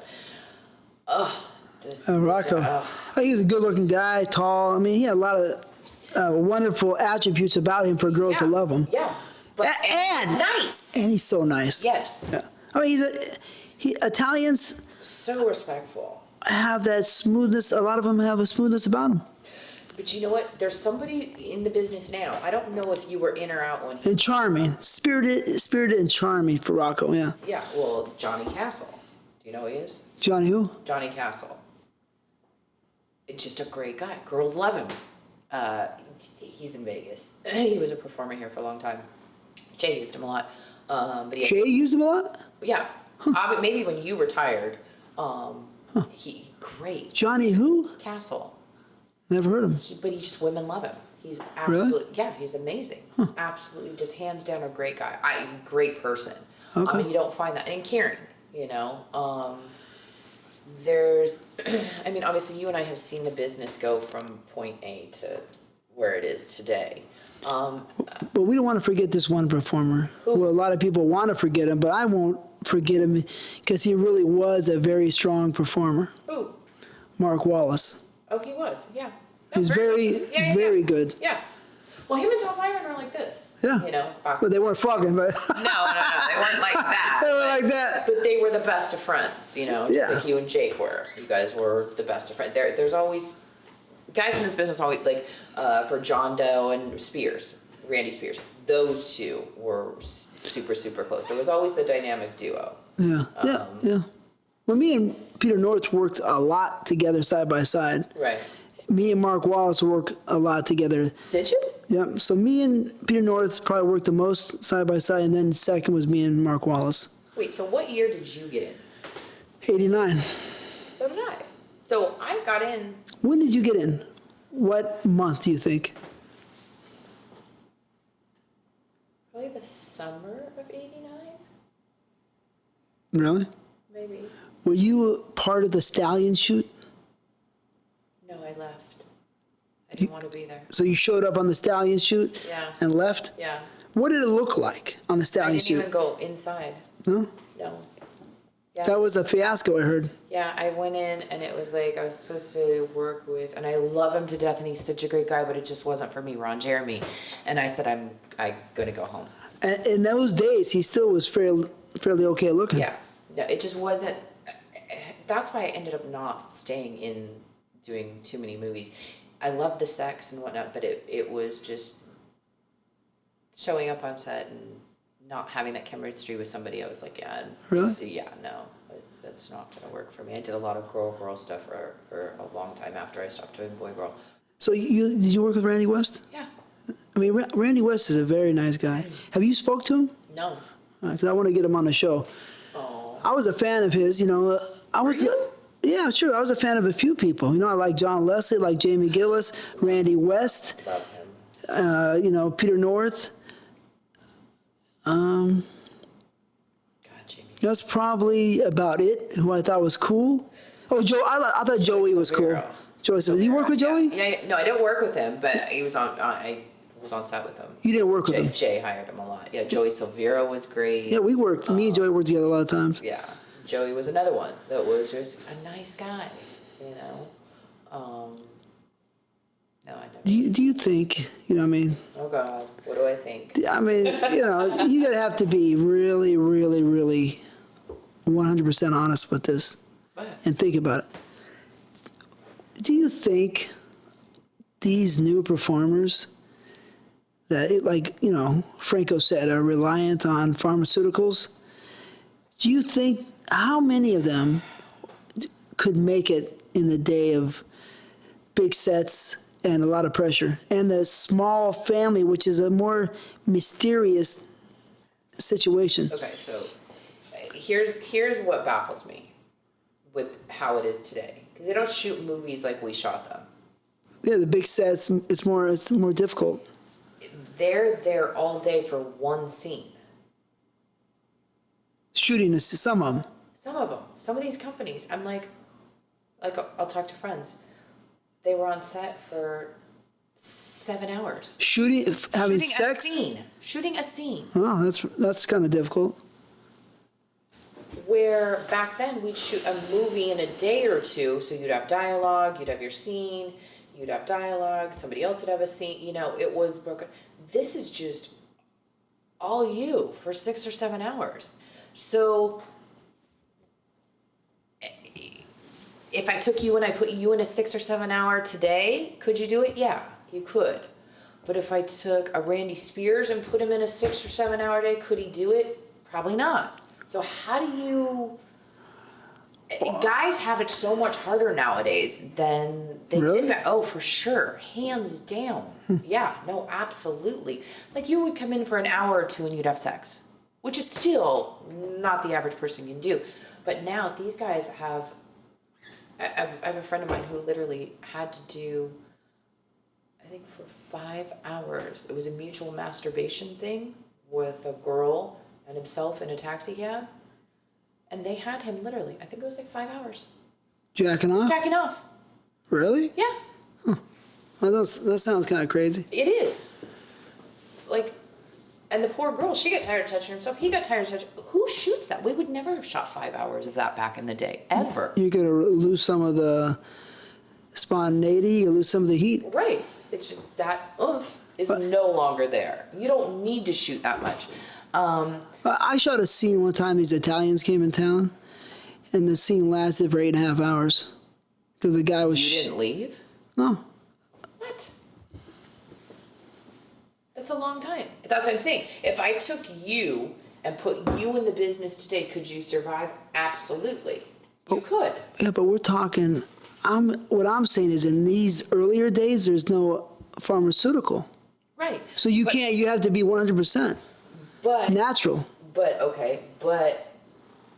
Randy Spears, the Bobby Vitalis, the Julian Rioses, all those guys, I'm just saying, if you moved all those guys over, yes, they took it back then, they take a little chip of it. I don't think Julian Rios could be accepted because he never was strong to begin with, so. Okay.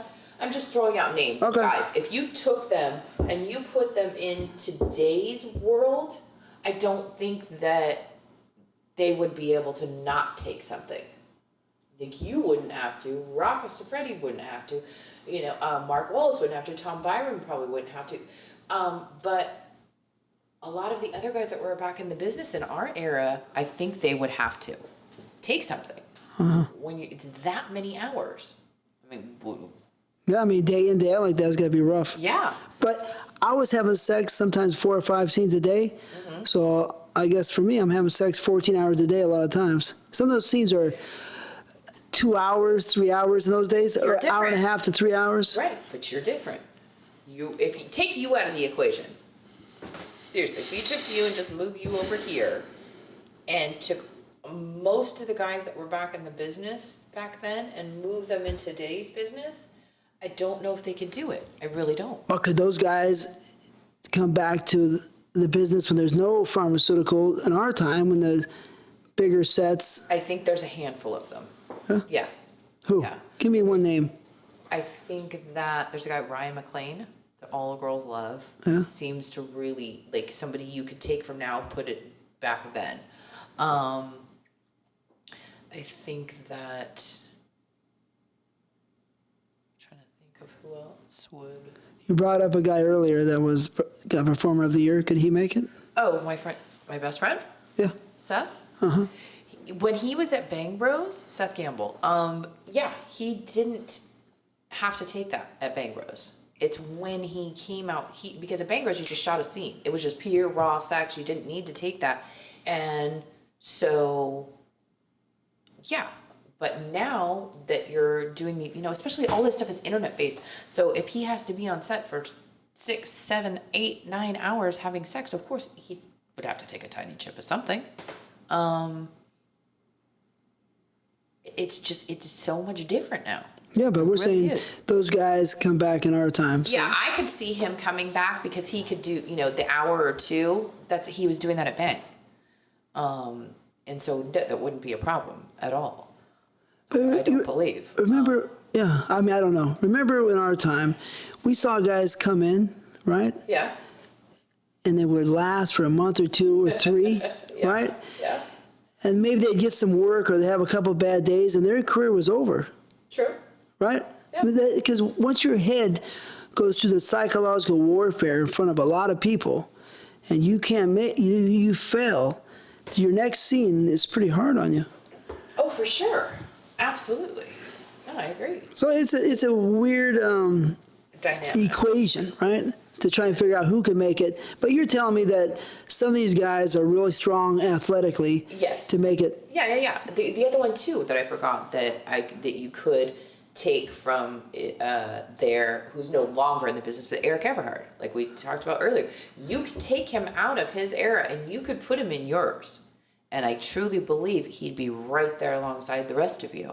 The greats. He's out of the business, you're saying? Yeah, he retired a few years ago. Really? Yeah. He's doing photography. I think I want to say Budapest. He moved to another country. But he's the one I told you. He reminds me a lot like you. I think that people underestimated you a lot. I think that people looked at you as just a performer and not as a businessman. And I think you surprised a lot of people when you started saved your money, built your name, and started your own company. I think a lot of people were taken back by that. I think they were super, super surprised. And I know that you saw some changes in some of the people in the industry. But Eric Everhard reminds me of you, where he came in, he could do 2-3 scenes in a day. I've seen him do that. And he drove just a tiny little car. He lived in a very simple apartment, and he saved all of his money to start his production company. Got his production company. He was real tight with Vince Voyer, who Vince I actually really like a lot as well. Saved all of his money, started his company, and made enough to where he's out and retired. Which is great. There's not a lot of guys that do that. Where's Bobby Vitale? I love him to death. I think he's a great guy, but he's a sociable guy. He was good to me. Sociable guy. He's all right. What he did to Brianna, whatever, that's kind of gay. Yeah, kind of gay. Yeah. Kind of sick and tormented. Yeah, but when you're on whatever they had going on. Yeah, gay is happy, right? Excuse me for saying gay. Gay is happy. It's more like he was happy. Fucked up, right? Yeah, but like I said, just to see the industry from the late 80s, early 90s to where it is now in 2020, it's different. It's just really different. There's so many girls in the business. So many girls. It's a whole different world, right? It's a whole different world. And it's just that, you're not a male performer, so you don't know the mindset. You kind of know it, but you don't really know the mindset because you have to be there to really know it. So I get that. The pressure of no help, right, in a sex scene, and the pressure of everybody watching you is a lot different than getting help. By help, you mean like somebody there? Yeah. Pharmaceutical. You're talking about pharmaceutical. So it's a lot different because at the end of the day, if you could just take more pharmaceutical to get you through or shoot your penis up, which is completely cheating. Right. Then, you don't have to have in the back of your head. But it's enough of that talk. You know, you have to be there. And, you know, and also, here's another thing that you'd have to understand. If you're a top performer, a lot of times, your reputation could hurt you. Because if you're known as an immaculate perfectionist, never have a problem, and then you have a problem. ever, Yeah. then the contrast of you having a problem compared to somebody else not having a problem or having a problem is huge. Because, you know, a weaker performer, oh yeah, they're okay, they have a problem, oh, we let them go. Oh, they had a problem. That guy had a problem. No, I've seen it. Right? Oh my God. Yeah. I didn't have problems. Only with you the first time. Only with you, Tiff. Only with you. But I never had a problem. No. Never.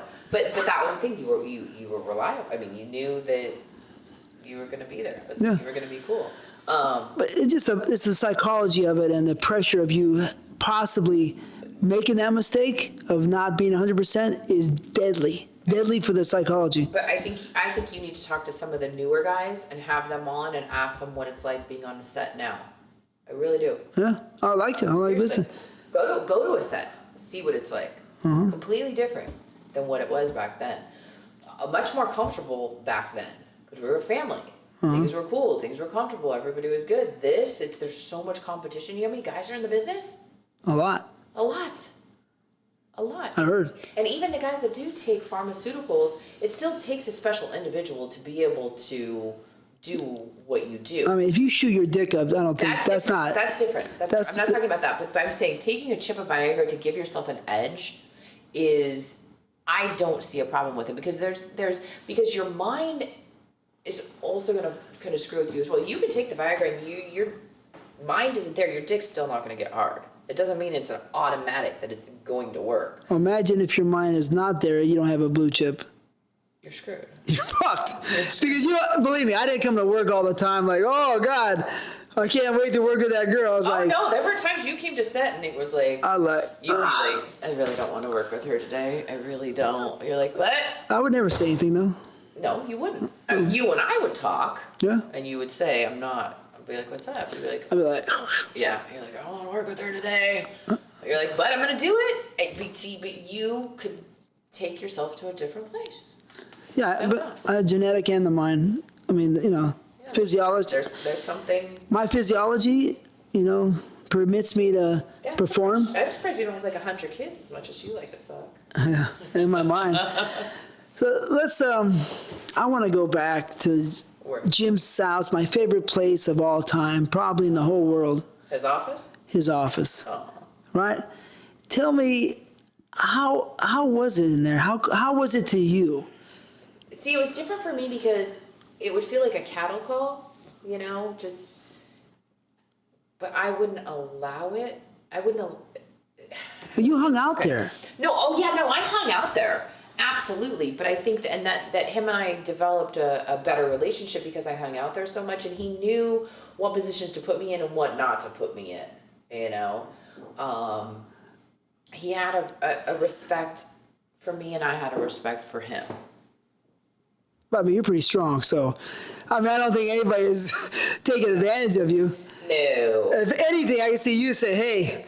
Oh, yeah. Oh, no, I've sat right on his desk before I looked right at him. I'm like, I'm telling you, if you book me on anything like that again, I'm going to kill you. Like, we're going to have a problem. It's going to be a problem. I see you flashing. Like, okay. I see you flashing your tits. Yeah, exactly. Maybe flash the pussy once in a while. Once in a great while. I saved that. Right, come on, you're a tease. I saved that for you. No, not to him. No, but just in the office. Oh, yeah, no, but that's just my nature. You know, I'm a sexual, flirty person. Right, but it's kind of like a home, right? His office. Oh, for sure. Yeah, no, absolutely. You know, because it was him and what, Reb was the other one? Yeah. I forget what his Reb was called. Pretty Girl International. Was that? He just died, of course. Did he? Yeah. God, everybody's going. He died, I think, a month ago, and they just had some service for him a week ago. God rest his soul. I think it was actually maybe last Sunday. Really? Yeah, I think. So many people gone. Basically, what we're saying is that Jim South's office, for me, was great, but for you, it was good, great. Yeah, just, no, I mean, I didn't like the casting calls sometimes. I thought it was just, you felt like a piece of meat, you know, for me. But for you guys, it was different. Guys, it's always been different. Well, yeah, the casting calls for me were the best. Because, people want to, you see somebody, hey.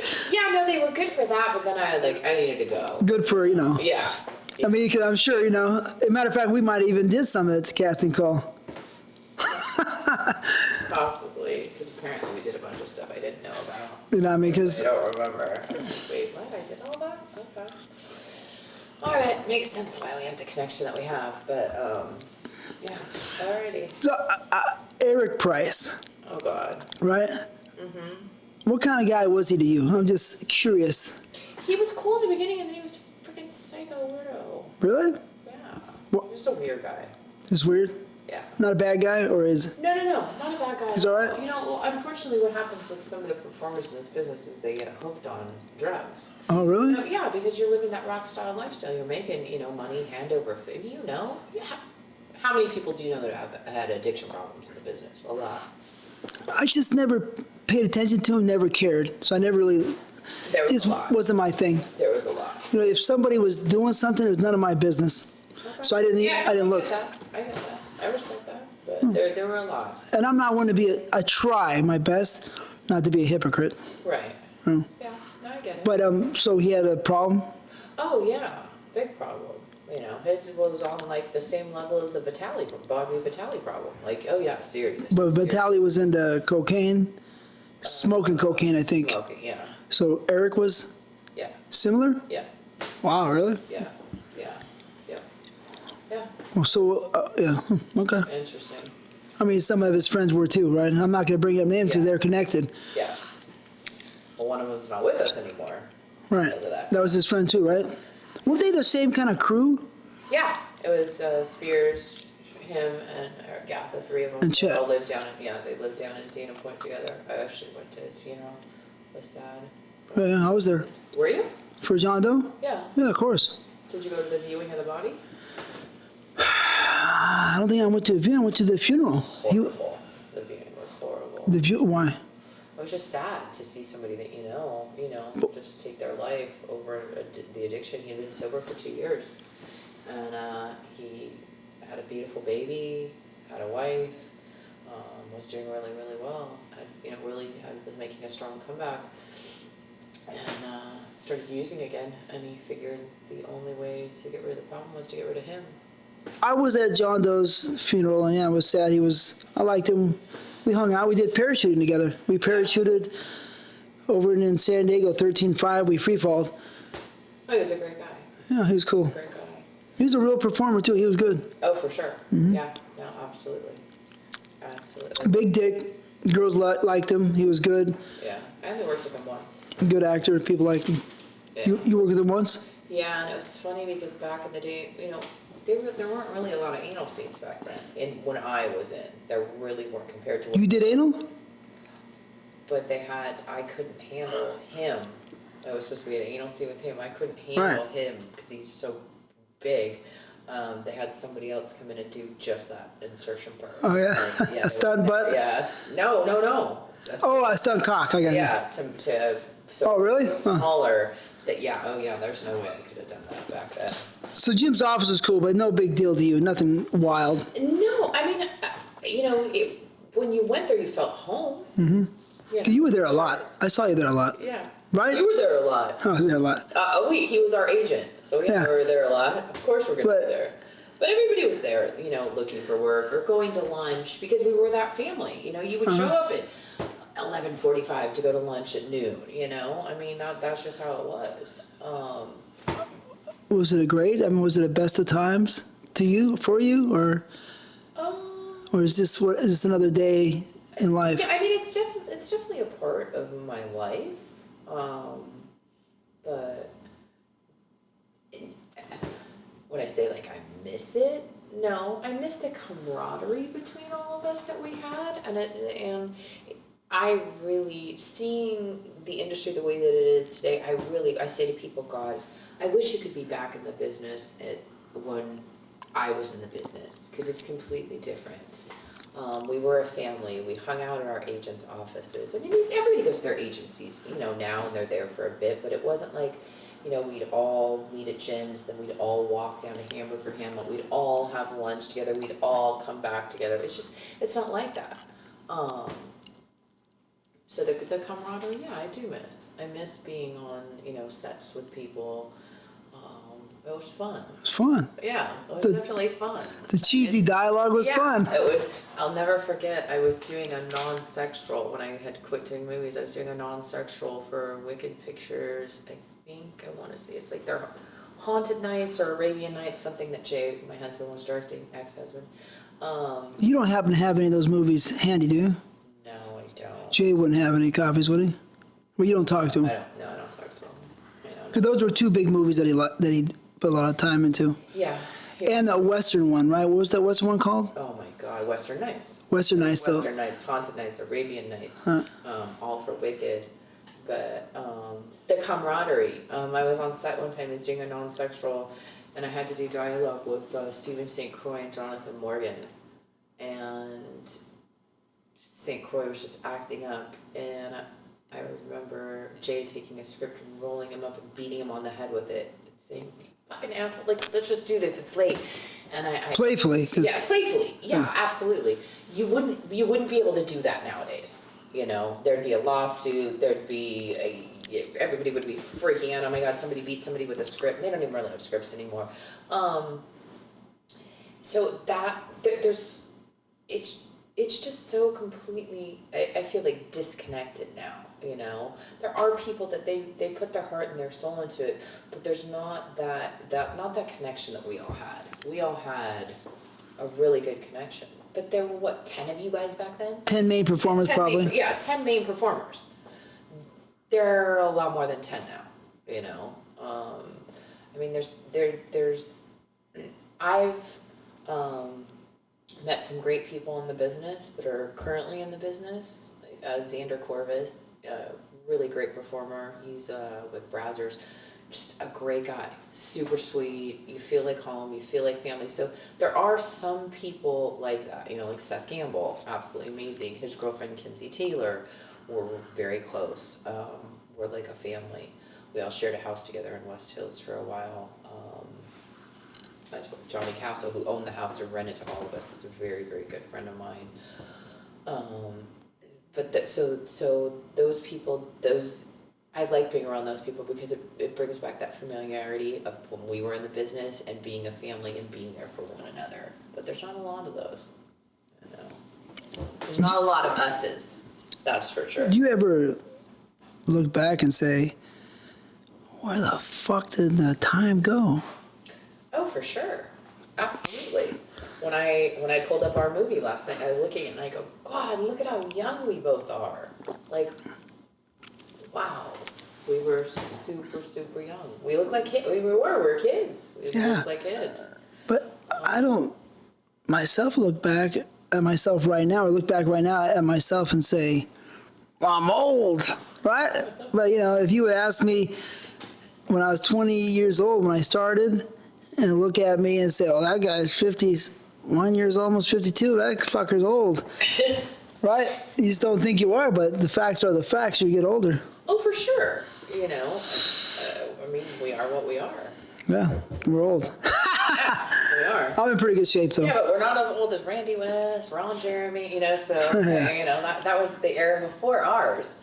The Ginger Lyns, the Amber Lyns. Yeah, I think Ginger was the queen of the 80s. Yeah. Jen is the queen of the 90s and a little bit into the thousands. Yeah. And then now that we have a new girl, you say Angela White. I think it's Angela White. Mm-hmm. I really do. I really, really do. Well, from what I hear, she's great. She's serious. You would like her. Yeah. She would have been one you would have been like looking forward to going. You'd be like, oh, I'm working with Angela White. Say cool. I'm gonna have a great day. Oh yeah, she's right up your alley. She can play well with you. The name sounds good, right? It has a good sounding name tone to it. Angela White. Yeah. It kind of seems like star. Well, and she can act. Yeah. There's not a lot of girls in the business nowadays that can act. I mean, back in the day, there aren't really anybody. Well, I mean, let me just, add on to that. But this between me and you, I know that for me, sometimes I looked upon the directors. I guess maybe in the 70s, they had acting going on, right? In the 70s. I can appreciate that. But it's kind of like the mid 80s on, film was almost finished, right? It was almost finished. Film? Films, yeah. Yeah, I did a lot of films, but video was there. Yeah. Video was taking over film, For sure. right? Yeah, now you can make a movie on your iPhone. 70s was film, and you put more attention into dialogue, more detail. The 80s, beginning 80s, still had a little film, but mid 80s on, film started disappearing slowly. I did film all the way until whatever, and PT did film all the way to 2015. Right. But we're talking generally speaking. So they always just say, this guy's a great actor. He's got a, look at this is Robert De Niro. He's here with us in Pornoland, right? And I always sit there and say to myself, huh?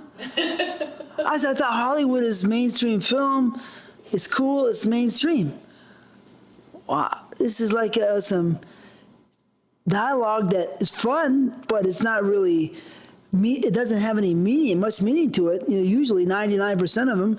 And I'm looking at these actors, so-called, he's a great actor! TT, you gotta learn how to be a great actor! Right, and I'd be like, all right, I'll go to Lee Strasberg, right?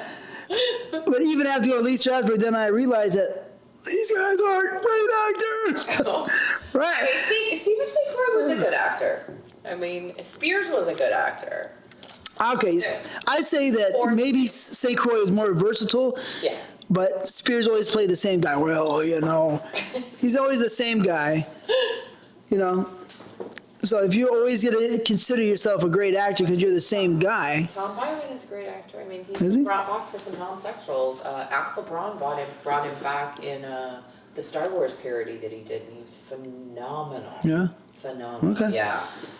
In general, the actors suck. In general, there's you could all in. So, and I always saw it myself as the directors never being able to graduate to college. They're stuck in high school directing porno because, they can't get the fucking finishing touch to become a Hollywood director. Not to disrespect them, but if that's what you think you're doing, the majority, then I never really got it so much. But of course, I was trying to be a performer, trying to fuck the girls great. Right. I wasn't caring so much about acting. If there was PT taking his time, right, a few other people, very few, I can appreciate and respect that. Yeah. But overall, when you're a great actor, I didn't really go for it. What's your opinion on that? I mean, I think how you have to look at it is there's some guys that they're good actors for what they're doing. Yeah. But the director, okay, on that point, you're saying that. What about the director's point of view, trying to become Spielberg? You know what I mean? Yeah, no, yeah. I mean, because you experienced it firsthand. Oh, for sure. And no disrespect to Jay or Jim Enright. Right. Because I only got nothing but love for Jim Enright. Yeah. But when it came to sex, he'd just walk away. He cared more about the dialogue than he did about the sex. Yeah. Which leads me to that main point. Right. He only cared about the dialogue because maybe he wanted to be a film director at one time. Who doesn't? Who doesn't want to direct E.T.? Who doesn't want to direct Gone with the Wind? Who doesn't want to direct Scarface or Godfather? Yeah, but look at John Leslie. He was very meticulous about his dialogue and his acting and comparing certain people and, John Leslie went way out there. Okay, that's what I'm saying. There was a very small minority who went so far. But on average, I'll just, getting your opinion. I mean, at the end of the day, it's adult. You're not making Gone with the Wind. You're not making The Godfather. I think that you're doing the best that you can with what you're given. And that's probably the best point right there. That's probably the main idea. You're doing the best you can with what you got. Mm-hmm. So why don't you go as hard as you could? So maybe it's a shame on me. Okay, but then you have your guys that weren't the strongest actors, but they had really great sex scenes, and vice versa. You hired some guys that were really strong actors, but their sex scenes were weak. So, I mean, And sometimes, in Hollywood, you just hire the actors that are great. yeah, and sometimes they say, "Oh, this actor is great in porno, but he sucked." And that's a fact. But anyways, that's enough on that one. So I was really good at my dialogue. Okay. yeah, I mean, it's fun for me. I love the dialogue, but they always said I was the worst. I believe that I was decent. Yeah. Yeah, it wasn't too bad. I mean, you know. Did you have any type of method? Yeah, no, my paycheck at the end of the day. No, because there's method acting, right? You heard of it? No. Yes. No. No.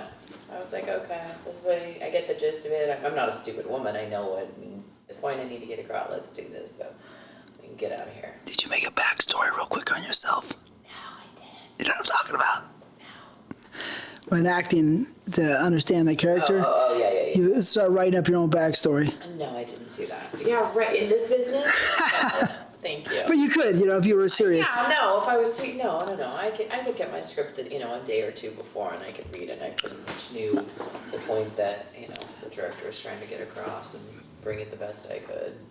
That was about that. Maybe I'm pissed off that I never got to great acting roles.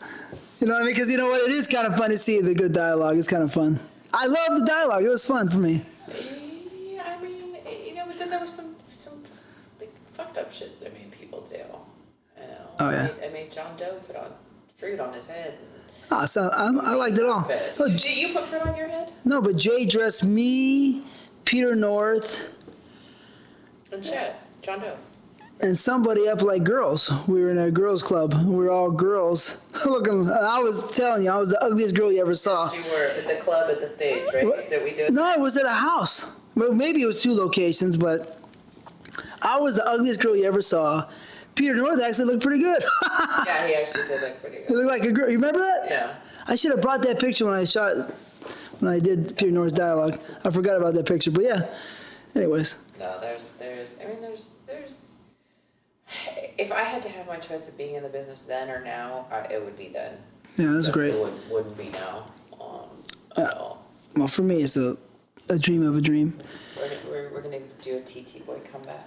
No, TTBoy's done. We're gonna see if Raquel found her treasure. Oh, I love Raquel. Part 2. Guys, he was pretty, right? Ah, she's beautiful. Beautiful. Fuck. Beautiful.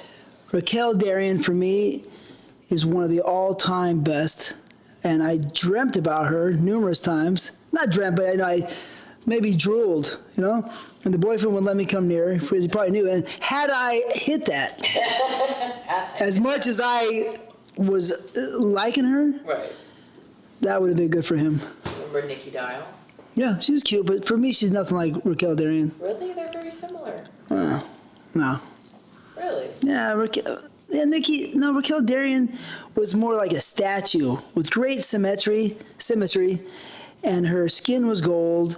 Her face was pretty. She had a fat one. She had a nice body. She had a round butt. Nikki Dial was cute, had a cute face, but she's just cute. Yeah, she's cute. But for me, she wasn't like Raquel Darrian. Really? Mm-hmm. See, Nikki had more of that upbeat, outgoing personality for me that I like. Christina King. I love Christina King. She had a fat one. You and your fat one. She was cute, yeah. I thought her name was Felice Traub. Is that her Christina King was her stage name, right? Yeah, she did a Smart Ass series for Video Team. Yeah. Yeah. She looked like she could have been the sister to Jamie Summers, the brat. Yeah, exactly. Right? Yeah, for sure. That was another pretty one back then. Barbara Dare. She was before my time, before your time. Yeah, I didn't get to work with her. I worked with her in a shoot where we jerked off through a booth. Okay. So, she was inside like a jerk-off booth. Right. But we couldn't touch her. We really couldn't see her because she was, by the glass, but we were blocked completely from jacking off on her for PT. That was in 1990. And she was hot. She was sexy as fuck, yeah. Yeah, Deidre Holland, beautiful. Very pretty girl. Yeah. Very pretty. She looked good to me. Yeah, no, very pretty. But again, if you took all those girls and brought them back now, I don't think they'd stay in the business. I really don't. Today's female adult film star, I'd give them a lot of credit. Not that we didn't go through a lot back then, but they go through a hell of a lot more now, especially with social media and people being just, you have a big nose, your ass looks fake, you should get your tits done. I mean, it's really, it's rough. You're right. Because, like I said, you know me. If I would have had a Twitter back then, somebody would have said that shit to me. Yeah. Yeah, it's very abusive. Yeah, I think it's definitely changed. I think that, you know, they're much more accessible. I think they're able to, I like that they're able to build a brand for themselves, you know, like this OnlyFans stuff that they have going on where you get like a behind the scenes look at what they've got going. These girls are making hand over fist, you know. Their fan base is unbelievable. Angela White has over 1 million followers. 1 million. No, I think she has 4 million. Is it 4 million? Really? Wow. No, I can tell you right now. Okay. I mean, we don't mind pumping up Angela White in the show. I heard she's cool.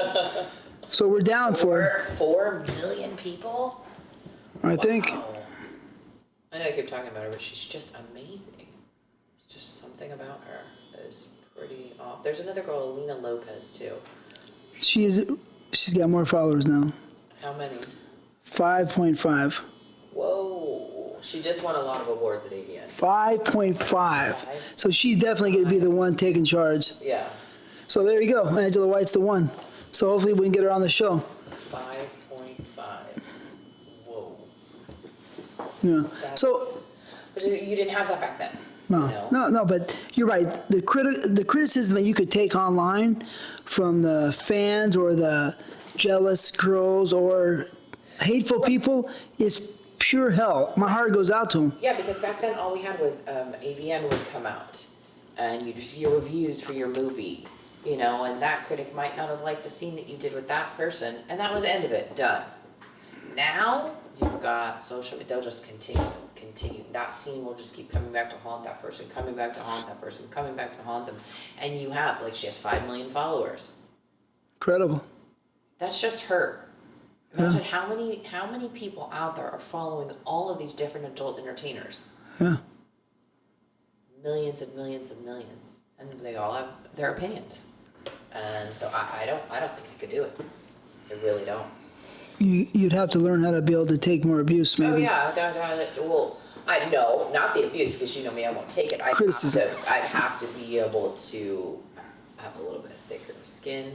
I'd probably need to go to anger management so that I'm not telling all of them to fuck off. But on the other side, if you have 5.5 million friends, right? Because most of those are going to be her allies, her friends. All she's got to do is say, hey, by the way, this person's bothered me.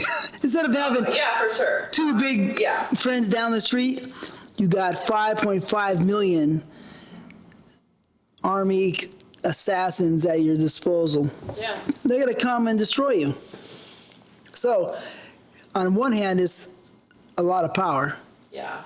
Right? So it's interesting, but you know. She's not just one of those ones that would abuse it, though. She's just, you have to get her on. You have to talk. Well, I don't know her. I'm not saying that she would do it. I'm just saying that it can work both ways at this point. Absolutely. No, It could be fun, right? I mean, to have that power. Right. Right. I mean, there's a soccer player, I think, has got 150 million followers. Jesus Christ. Right? Anyways. Yeah, it's a whole different world for us. Well, the internet has changed a lot of things. I mean, back then, like you just showed our first movie. What's that on? A VHS tape. Do you even have a player to play that thing? I got You do? one. Mm-hmm. You have a VHS player? Really? Well, it's a combination, DVD, VHS. Okay. Yeah, because want to make sure you can play the old movies if you get it. But yeah, I don't have any old movies. Well, I do have some VHS tapes.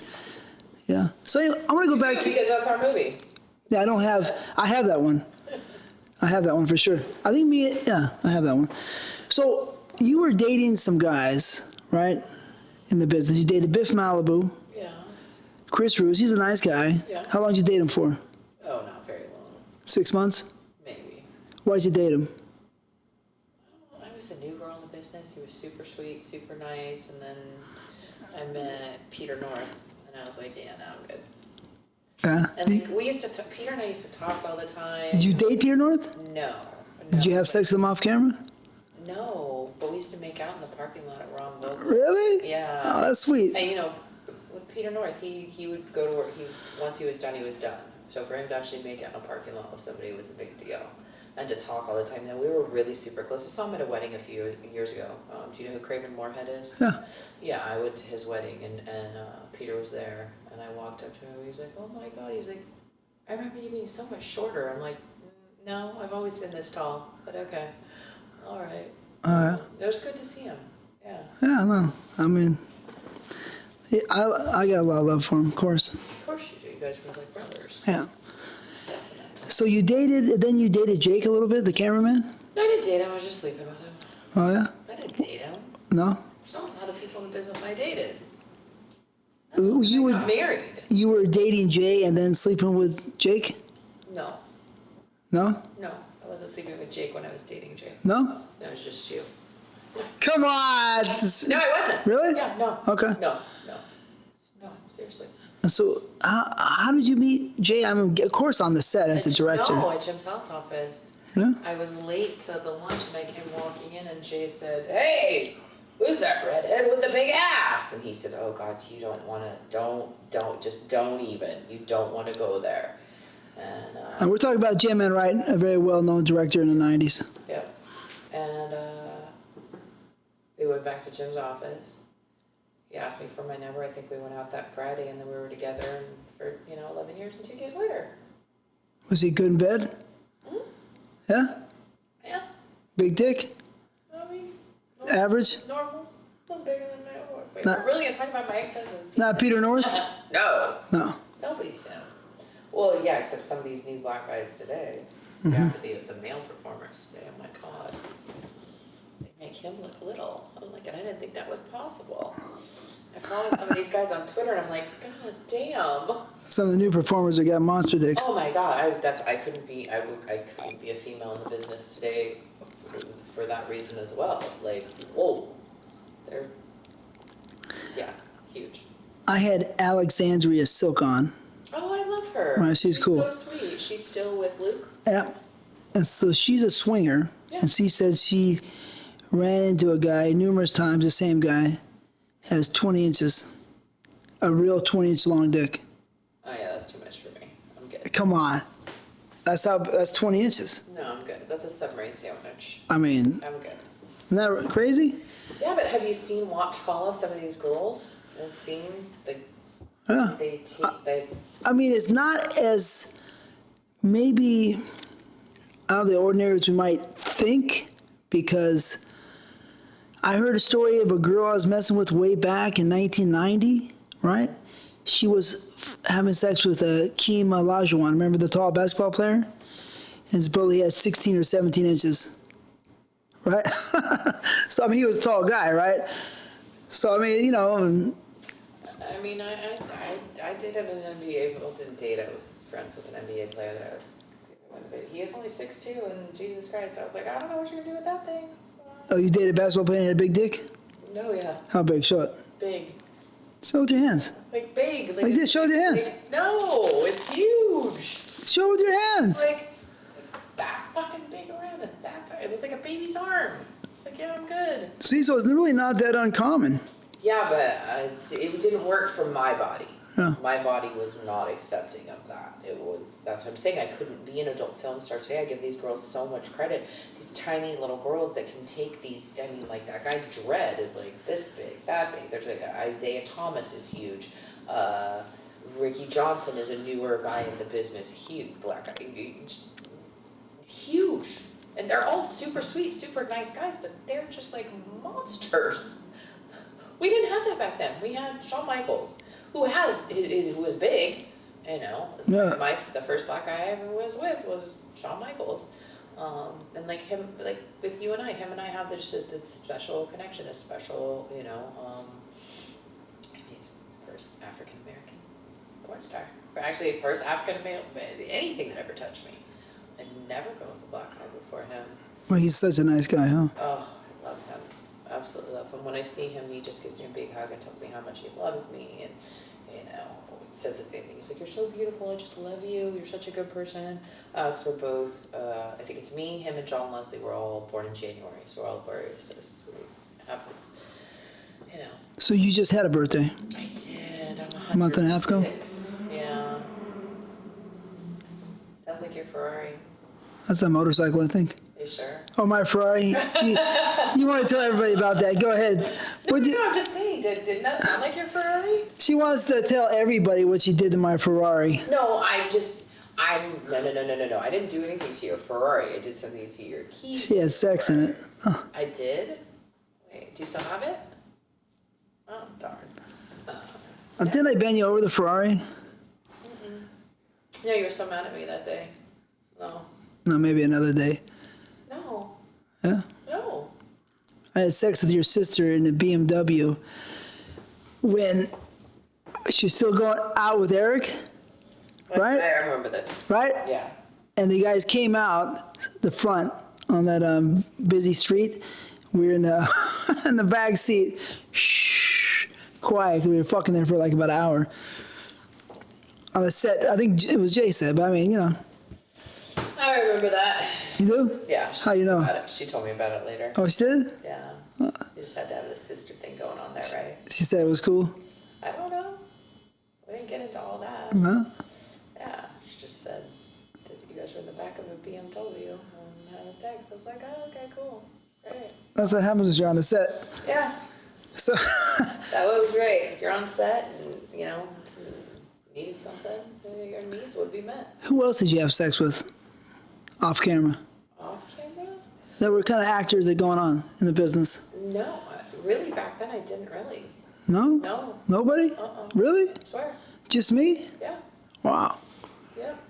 I mean, later on down the line, there were a couple, but later on, Mark Davis, years later, I mean, just between me and you, the girls, like I said earlier, they just saw Mark and they just were like, but he makes you feel amazing. yeah, but he was a good-looking guy. Come on, he's like a model. Yeah, oh, no, for sure. Come on. Absolutely. I mean, the guy's like, But he still is, to me, he's still just such a handsome man. You know, Yeah. he's aged very well. No, he's beautiful. Oh, back in the day? yeah, come on. Oh, yeah, there were people ripping their panties off. You know, Yeah, they loved him. into the I had to compete with that. Come on. Yeah, when he got into the bit, oh, shut up, you're not an ugly guy. Please. No. When he got into the business, it was like, wait, what? No, if I was that tall, I could be competitive, probably, close. You were unique, you were your own individual, and you had Yeah, I don't give a people fuck. that loved the shit out of you, so stop. But let's see, who did you date off camera? Well, after Dominique, I quit dating. I mean, It's a joke. a couple girls in there, but I never really dated them. Yeah. You know what I mean? Because I wasn't going to do it. But Chasey was one, and you told me a story about Chasey. Tell me about that. Oh, Chasey Lane? Oh, God. Because here's the deal. Did you date her? I was going out with Chasey just for like a week or two. You were? Yeah. When she first got into business.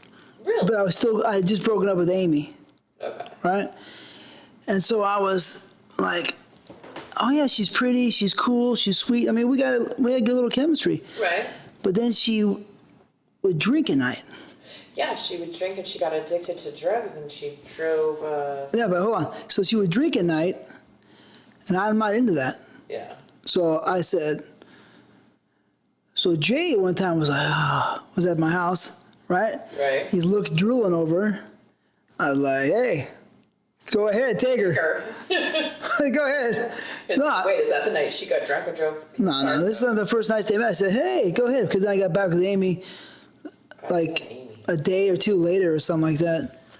I was like, go ahead, Jay. Yeah, no, she was another beautiful girl. Absolutely drop dead gorgeous. Her eyes and her hair, she had pretty She skin. was so beautiful. It was a shame that, you know, she went down the path and got addicted to drugs and alcohol and crashed that car through those people's living room. So what happened? I never heard this story, so you got to tell me. This is a new story. No, that's what I heard. Is like just Jenna's second husband.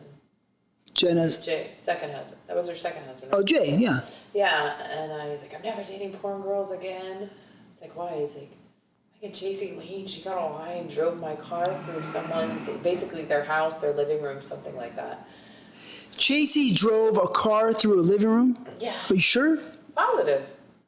I never heard that. Oh, I did. Ask him. Text him. Call him. He'll tell you. Yeah. Huh, that's crazy. Yeah. I mean, I heard that he left her out in the desert someplace. I would leave her too, and the condition she was in, because she went from being great. She was on top of the world and on top of her game, and she was a wicked girl, and everything was great. And then she was a wicked girl? Yeah. And then a vivid girl? I think so. So she was wicked first? Yeah, oh yeah. I can't remember, I mean, that's 1994, 93. Or one or the other, or vice versa. She was both. I think wicked. She had to be wicked first. I think so. Yeah, I believe so. But yeah, beautiful, beautiful girl. I mean, who was it? It was her, Shayla Laveau. They were all lucky. Julie Aston. Devin. What was Devin's name? And there was another girl, right? Yeah, with the little butt. Didn't she? A girl with a little body? I can't. That was Shayla Laveau. No, that was another girl. No, I know Shayla. Oh, well, Shayla's cool. Alexis. Yeah. Alexis what? Alexis something. Yeah, the little brunette. Right. Cute. A little bit of a body, right? Yeah. Right. Maybe a little bit of a butt, bubble butt or a butt. Yeah. I don't think I ever worked with her. You did? I don't think, but you never know. Pretty. Super pretty. I have a question. What year did you stop? I stopped shooting in 06. 06? 06. What was your last movie? I stopped working for myself in 06, but I stopped working professionally in 2001. I think I did my last scene was for Joey. I really wasn't working much, but Joey said, hey, you do a scene? And I said, yeah. So I came in there and did a scene. I think I did a scene with a blonde. A blonde. There's a lot of those. 2 blondes or, I don't know. My mindset was already fading away because I was too much in the production. My mind is way in production. Right. So I was, starting to grind. So when I'm not in the performer mode, I was in production mode. And then after that, I just did my own scenes. Right. But mostly started working on my company. Yeah, because I remember towards the end of your career, your rate just kept going up and up and up and up and up and up. Yeah, I just faded away into doing my own stuff. Yeah, no, but you set yourself up for that. Yeah. If somebody could afford what you changed your rate to, I remember you would do it. Yeah, right. I love the business, and I loved it all. But I guess, I'm also a person interested in money too. Really? You? Well, business too. I like business. I like the grind, the action. I like it all. Right. Yeah, that surprised me when I saw you a few years ago. Then we went to lunch and you were just telling me about how you started your company. You were doing your internet sales, or all your sales. Basically you were doing everything yourself, which is impressive, which I would have never ever thought that you would do. You came into the business, you took it to a whole nother level. That's for sure. In my opinion, no other performer ever was a successful distributor. I was very successful. Didn't Vince Hoyer? No. No? Everhard wasn't successful at it? And he was not a distributor. Okay. You're the only one that started your own company. I distributed. Distributed and manufactured. Yeah, the difference between distributing and just putting a movie together and hand it over to a distribution company? Yeah. Whole world. Yeah, no, absolutely. Not even this close. You did it from start to finish. Because you got a lot to worry about. You got the sales. Yeah. You've got all the printing, all the artwork. But probably the hardest part is the sales and collecting. Yeah. Because that'll make you or break you. Yeah. If you don't understand math and understand how to catch these people and get your money off them, they will laugh at you. And they will take a shit on your face and steal your money. And if you're an actor, a successful actor, and you're kind of babied a little bit and that's your thing, then you definitely cannot take the abuse, of collecting and sales is a lot of abuse. Right. Wow. So, that's what separated me. I could take the abuse. But other people tried and they couldn't. The one person that was going to be a person who was going to do very well was Jake Steed. Jake Steed has started his own company, and the people loved his product. That's one of the biggest important parts of it. And he was about ready to become very wealthy, but then he had to leave town. Gotcha. Yeah, it's funny. It's interesting. I was going to ask you, the male talent that today that's still around, there isn't anybody, is there, left from your era? No. No, but you dated some guys of the next era, right? Me? You dated one or two guys of the next era? Like you said, a Joey Ray? Yeah. But he's not in my era. No, he's not even in your league. Right. Not in my league, not in my... Remember that name? Well, yeah, I remember it for some reason, yeah. I mean, I never worked with the guy, so I don't know much about him, but I think I heard him. I think there was another crew. It was him, Joey Ray, and Dell DeBone. Were they friends? Yeah. And they both were shitty performers? I mean, Dale was better than Dell was better? Yeah. I don't even know, you know. Yeah. So if I'm wrong, let me know. And that genre was the Bobby Vitalis, that was the Dylan Day. Did you ever hear of Dylan? Kind of. Dylan was great. Was he? Yeah, Dylan Okay. was super, super awesome. Shane Collins was another one back then. He was great. Everhard was in that. Julian Rios was in that group. But Julian Rios, came around, but Bobby Vitalis. was he... But I thought Julian wasn't a very strong performer. Towards the end of his career, He got better? he got better. Okay. Mark Davis moved over to that era as well with that group of guys. I think Nacho was part of this era. No, Vidal? Nacho Vidal was part of that era. No, I don't think so. Yeah, Nacho came around in '98 because he stayed with me. You know what I mean? Okay, maybe. So he came around 1998. When did Joey Ray come around? 2000? 2002? I think so. And what did Dale? I know that Nacho wanted to beat up one of those guys. Probably Did he? Dale. Probably Dale. Dale has a mouth. Dale has a mouth. And Nacho's a badass. He can fight. He's dangerous. Oh, yeah. Do you guys still talk? Yeah. Really? Yeah. He just called me 2 days ago. How is he? He's good. Crazy. He's good. He's special person. You know? Yeah. No, for sure. Oh, for sure. Absolutely. Intelligent, tough, strong. Everything. Yeah. He's my brother. He's a cool. He's cool. No, you guys were super close.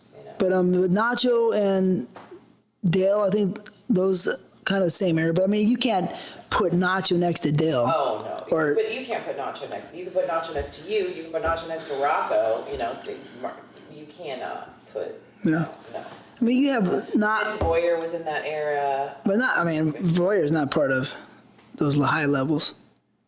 He was always great. I mean, girls loved him. He was easy. I mean, you think that Vince Voyer's on the same level as Nacho? No. Oh, okay. No. I'm just thinking of other guys in that era. Oh yeah. No, Vince was a decent performer. Yeah, Yeah. he could do the job. Solid. Yeah. I mean, I don't, Dell, I don't know these guys' performance level. You know more than I do. Oh, Dale was a really good actor. Was he? Could he perform? Yeah. I mean, Dale was a decent performer. Was it Viagra time, this point in time? I think so, right? Possibly, yeah. So it's not, we don't really know for sure. Right. But he's no Nacho Vidal. No, there's not ever going to be another Nacho Vidal. Ever. He's a Nacho. You're a TT. Well, let's call him Nacho. Rocco Siffredi's a Siffredi. Right now it's 12 o'clock in Spain. night? Yeah. You're FaceTiming him? Oh, that's so funny. Yeah, he probably won't answer. Oh, there he is. Probably. What up, bro? Oh my god. Hey! What's happening? What are you doing? I'm doing the show. I'm with my good friend Brittany. She was a porno star in the 90s. And we're talking, and we say Nacho Vidal is very, very strong. She goes, there'll never be another Nacho Vidal. Never. No. You know what? Hey, what's up? How are you? Hi. Good. How are you? I don't masturbate for a while. and today, TT called I've me. been watching porn, like, back in the days, like, from the 90s, Oh god, that's so funny. And I just see you. How funny is that? Me? Yeah. Really? Are you I fucking... swear to God, you said the magic power of the universe. Oh my god, that's so crazy. That's so funny. Yeah, vintage erotica. She had big tits, man. Big tits. I still have big tits. Yeah, I'll tell you. And you know what? Seeing that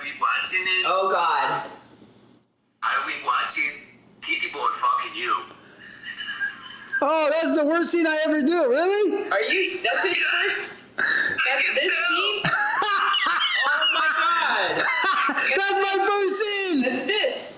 Oh my God, I can tell. How That's it. funny is that, right? Oh, that's it. Hey, I never. You see that scene? Listen, I just come with that lady in front of you, okay? How funny is that? Wonderful, powerful is the power of mind when you think on something, That's so crazy. and this thing is coming into your face right here. He's like, What the wait, when fuck? this happened? That's so funny. No, because I know of you because when you came and you were here, you were dating Bella, but you were friends with him. You were friends with Mark Davis. You were friends with Rocco Siffredi. I met you probably briefly at an AVN years and years ago, but I was already out of the business by then. That's so funny. He's like, I masturbate to this woman. That's crazy, huh? And to me and to you. No, you know what? That's so crazy. It happened to me like for the last 4 years. After I smoked the frog, you know? After I smoked the frog. Yeah, all these kind of things happen, you know? Oh my God. Every time I think it's someone, this person is coming, is showing to my life. That's so crazy. You know, it's crazy. And it's funny that it's you in the scene, and it's her in the scene, and I see you with the soft cock. Yes, exactly. And I'm like, what happened to my boy? You know? and I don't care about it because I see her pussy so beautiful, and I'm like, oh, I wish I'm there, you know? So I masturbate and I come. So thanks for that, man. Oh, you are so very, very welcome. I watched some of your scenes too, so thank you. Hey, Nacho, that is the worst scene I ever do. I do. Listen. The first day I work, first I go, I fuck some girl I don't know better. I fuck some girl for 8 hours at home. I come to the set. I do a scene, I have a hard time coming, so I fucked this girl for 4 hours in a hot room. Then they give me a scene back to back. It's with her, and everybody's watching me, and I'm fucking like 12 hours already of sex, and I'm like, oh shit, more pressure. I finished the job, but yeah, it's a piece of shit scene. It was not the best. But the thing is, My vagina. let's get to the point again. How is fucking possible that I don't masturbate maybe for the last 2 months? I don't masturbate because I have sex with my girlfriend every day, so I don't need to masturbate actually. And I start masturbating and I go to the old porn, the 90s, and I see the scene with her and you. And now you calling me with her. What the fuck is that? That's so crazy. That's pretty weird, huh? That's creepy, huh? Oh my God, that is. my life every day. Hey, maybe we brothers in another life. We are for sure. Me and you for sure. Oh, for sure. Absolutely. For sure. Yeah. For sure. Nobody else can be my brother in this life. No. Can I see her, how beautiful she looks like right now, please? Oh my God, that movie was like 30 years ago. Oh, I love that eyes. They're beautiful. Right? Thank you. Beautiful face. It's Beautiful so eyes. funny. Beautiful. Oh, my boobs. Let's see the tits. Show the tits. Don't kiss me like that. Don't kill me like that. Okay, so you guys are talking or what? Yeah, we're in the interview now. Say hello to everybody. Cool. Hello, everybody. He's so funny. He's like, hello, everybody. All right, bro. I love you. Miss you. I miss you. I'll call you. See you soon. Keep up the good work, motherfucker. Bye, sweetheart. Beautiful woman. Thank you. Yeah. Imagine if Nacho was around in 1989. Oh, God. He would have fucking mopped everything up. Yeah, I know. I actually learned some techniques from Nacho. I studied him because I shot him so many times. I'm like, you know what? That's some pretty good stuff. So I implemented it in my scenes. Oh, that's funny. Not that you needed any help. I think you're doing just fine. That is so funny. Yeah, it's trippy, right? Yeah. Right, that was kind of weird, yeah. I didn't think he was going to say you when he first said, he's like, I just masturbated to that woman. I'm like, first of all, how'd you know it was me? I mean, I look at it, but then he was like, well, it's a scene with the two of us, you two. And I'm like, And he talks shit with a soft dick. yeah. And I'm like, wait, literally, that's what I just showed you when I got here. I'm like, what? This is just crazy. Because he knows that that's the pressure. Because he knows that I never had a soft dick. Right. And he says, he said, what happened to my boy? Because that's not you. Because Rocco said to him, you go to America, don't fuck with TT. And performing, And so Nacho, said, where's that? You got a soft dick? What the fuck, right? Yeah. And that was a rough day. But I mean, it got hard, but it wasn't great. It wasn't. You did better on your softcore shoot with me than you did on your hardcore shoot. Yeah, I mean, I guess after 12 hours and a lot of lights, we expect. It's okay. You redeemed yourself. It's okay. It's okay. You made things better a little later in life. But Nacho's great, right? No, he's awesome. He's just an amazing. But again, he's another one of those that there'll never be another him. You guys were an elite group of individuals.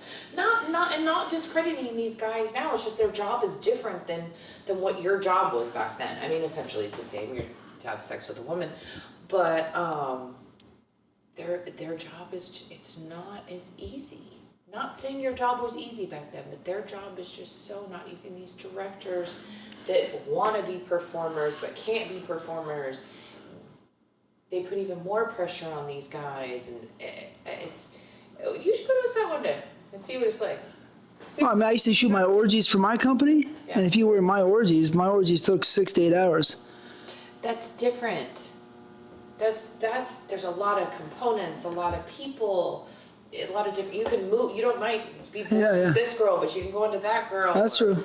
An orgy scene's completely different. Seriously, I mean, they're just different. A one-on-one of the same person for 6 hours, I'm good. I want to fuck you for 6 hours, unless we're at home. Yeah, it's going to be a little bit of pressure. You're going to have to be your best, I guess. Yeah. Yeah. It's pressure's on you, yeah. It's a different pressure. Are you sure that this is the few people that shoot that way? I hear other people shoot just normal 2-3 hours. There are some of those people, but there's trust me, these people, they shoot all freaking goddamn day long.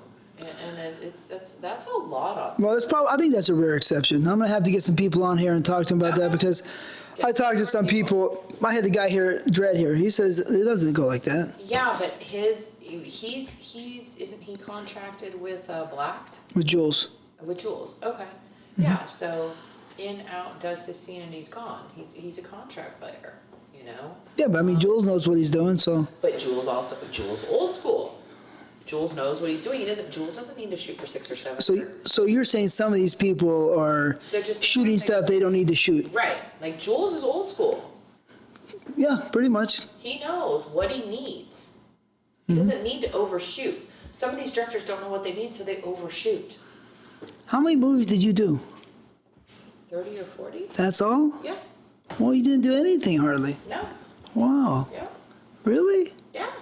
And why'd you quit? Because Jay made me. Yeah? Yeah. Did you want to quit? Because we were in the relationship, yeah. Had we not gotten a relationship, no, I would have definitely stayed in the business for a little bit longer, probably. Yeah? Maybe not. I don't know. Depending if I kept going to work and it was with Ron Jeremy.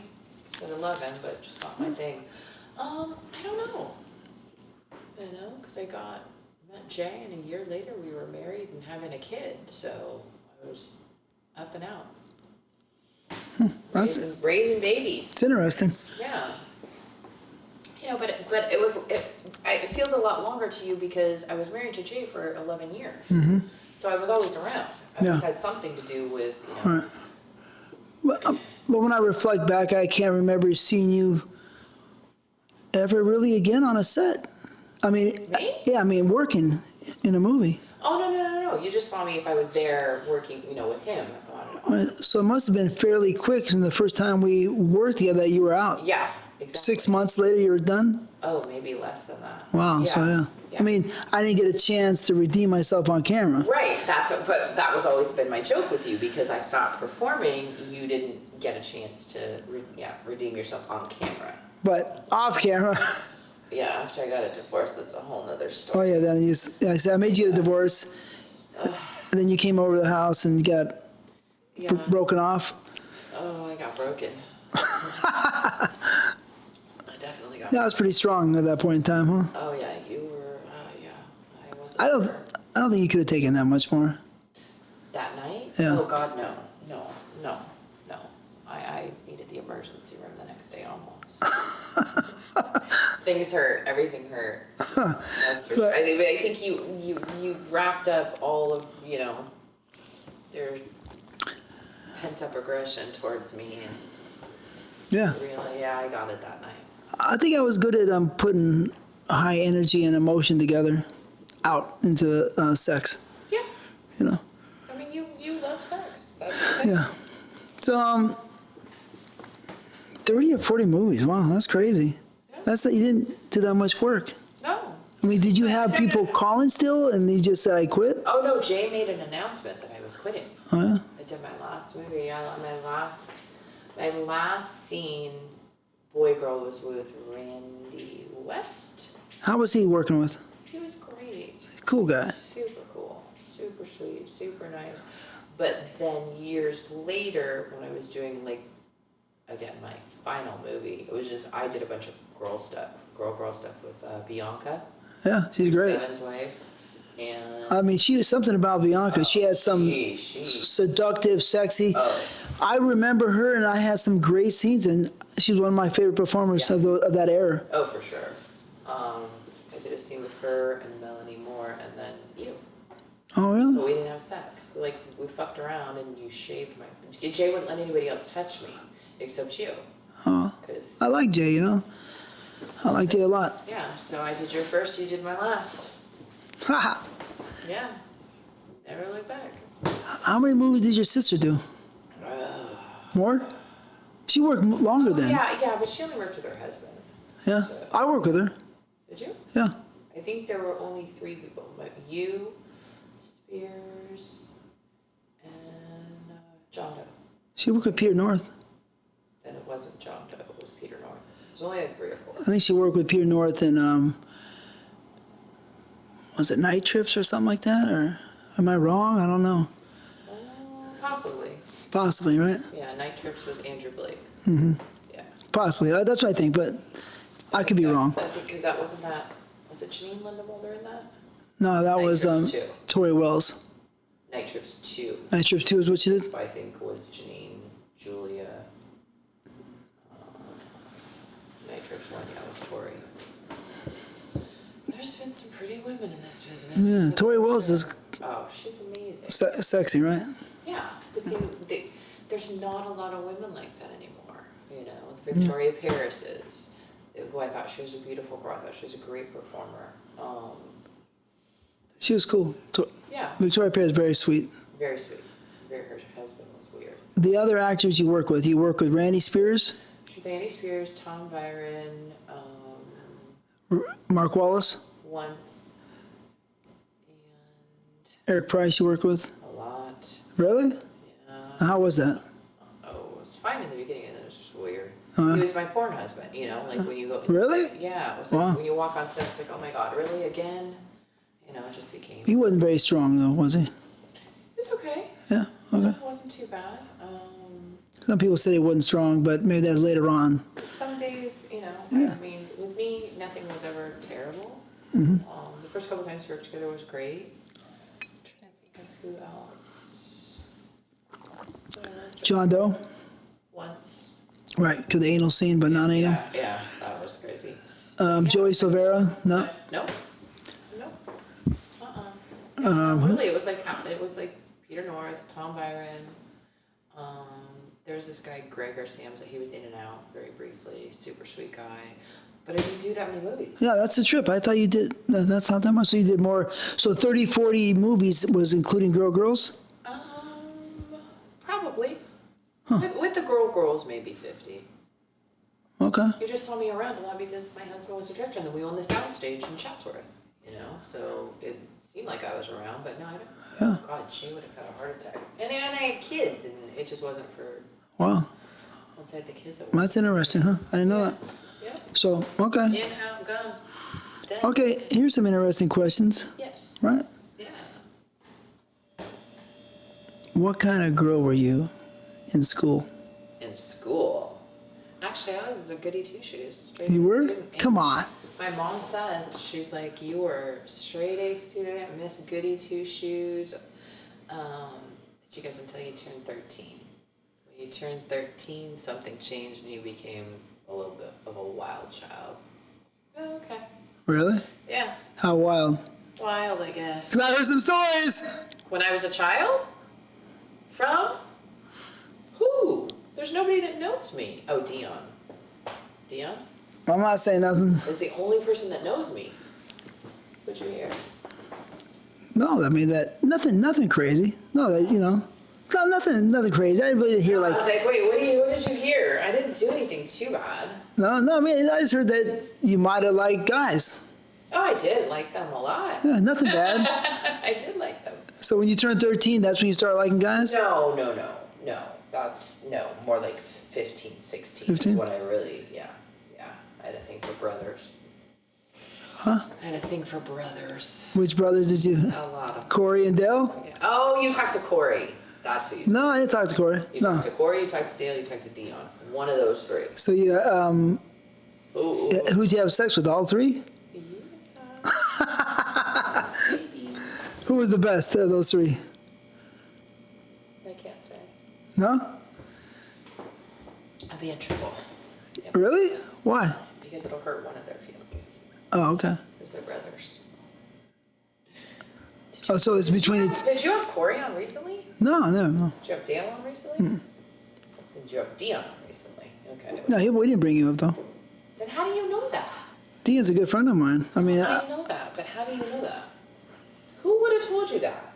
I don't know. It's one of those three, and if you had Dion on recently, it's gonna be. No, I didn't ask Dion anything about you. No, but We're good.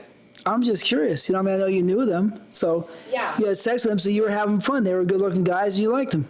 Simple, I guess. right? I mean, people. Here's what we got to remember. I think some people will look back and say, "Oh no, I'm a goody two-shoes. I'm a good girl," but when we were younger, and probably still today, maybe not. I don't know. You liked a girl, you liked a guy. I mean, how else do you show you liked him? You should fuck him. I mean, that's simple. Yeah, no, I know. That's in our days. That's how it was. You like somebody, on average, you would fuck with them. True. Yeah. So I you, think that's still how it is. If you like somebody nowadays, you fuck with them. and sometimes I think people don't like each other as much as they used to. But I'm not really around, so I don't even know. But it feels like that. Yeah, am I crazy? You've always been crazy. No. Am I wrong? Am I right? You think people still love each other, like each other as much? It's a different world with social media. The influence on the head is different. I mean, are you talking about me in general? Yeah, I mean, there's people that I'm not as close to that I was back then, but if I see that person, we're still. I'm sorry. Hold on. Okay. So, Weird. all right. You had sex at 15 or 13? When was the first time you had sex? Like 15. 15? Yeah. When was the first time you kissed a boy? Oh God, in 6th grade. Yeah? Yeah. Did you take the initiative? No, I got in trouble to kiss me outside at the last day of school, put their hand down my top. We got in trouble by the principal. Were your tits already big? Yeah. Yeah? By 6th grade? No, yeah. Oh yeah. I hated it. Really? Oh yeah. Why? If I could have, because I was the only girl with big boobs. These don't just come along. So yeah, no, it was very awkward to have these big, huge boobs at such a young age. But a lot of people must have been like, hey. Oh, for sure. So it was fun. No, I didn't like it back then. Swear to God to you, I didn't like the attention back then at all. Like, I remember being in middle school and some guy saying something, had 2 oranges and goes, "Look, who do you think I am?" And I just went up and I beat him up. I didn't, like, it bothered me that I had big boobs. It really did. It wasn't until later in life I was like, oh, all right, I've got some great big boobs. Like, I'm good here. This is awesome. Now I'm unique. I'm different. I've got something that not everybody has. And so then it became something that I enjoyed. Like, even when I got my reduction, I said, don't make them too small. I don't want them to be too small because they're a part of me. I want them just lifted up a little bit and a little bit bigger, and we're good. Your first guy was at 15? Yeah. How was that? Horrible. Really? Oh, it was awful. Awful. Why? It was just hurt, painful, awkward. Just it was not comfortable at all. When was the second time? Probably like 6 months later, and it was okay. And then after that, it just went from there. Yeah? It just spiraled. You got busy? Yeah, I did. How many guys before porno? I lost track. I stopped counting after a while. I was like, why keep counting? Really? Why? Yeah, because all my friends would do, we're going to make a list. We're going to, see. And I was like, what does it really matter? Like you said, if you like somebody, you have sex with them, and that's that, Yeah. I looked at it differently than most, girls my age looked at it. I was like, I mean, obviously, I needed to be careful and watch out for STDs and things like that, but I was promiscuous, for sure. Yeah. Yeah. It's crazy, and then because then I got into the business, but then I was with Jay for years, and really wasn't sleeping with maybe even him and you, I guess. That's so funny. You look kind of nervous. Because the Cabo thing blows me away. I don't remember that. I'm like, was I drunk? Or was I? There were a couple other times I remember, like on the office floor, and you're like, no, I'm not sleeping with you. I'm not touching you. And not until you get a divorce, and the divorce is final. I guess I blanked out the other times that. That one time you and Raylene were at that one place, you were trying to chase me down that one house. I think both you and Raylene, but I was trying to be good. But this is not the question. We're back to you. Okay. So you're have sex and you started having some fun, whatever. You like sex. You like it. Mm-hmm. When was the first time you gave a blowjob? I was thinking about that the other day. I was like, when is the first time that I used to do? And I honestly don't remember. I really don't. I was like... Before you had sex or after? Oh, it probably didn't come till later on. Yeah. I don't think that I did that probably till later in life. I mean, before the business, but probably 17.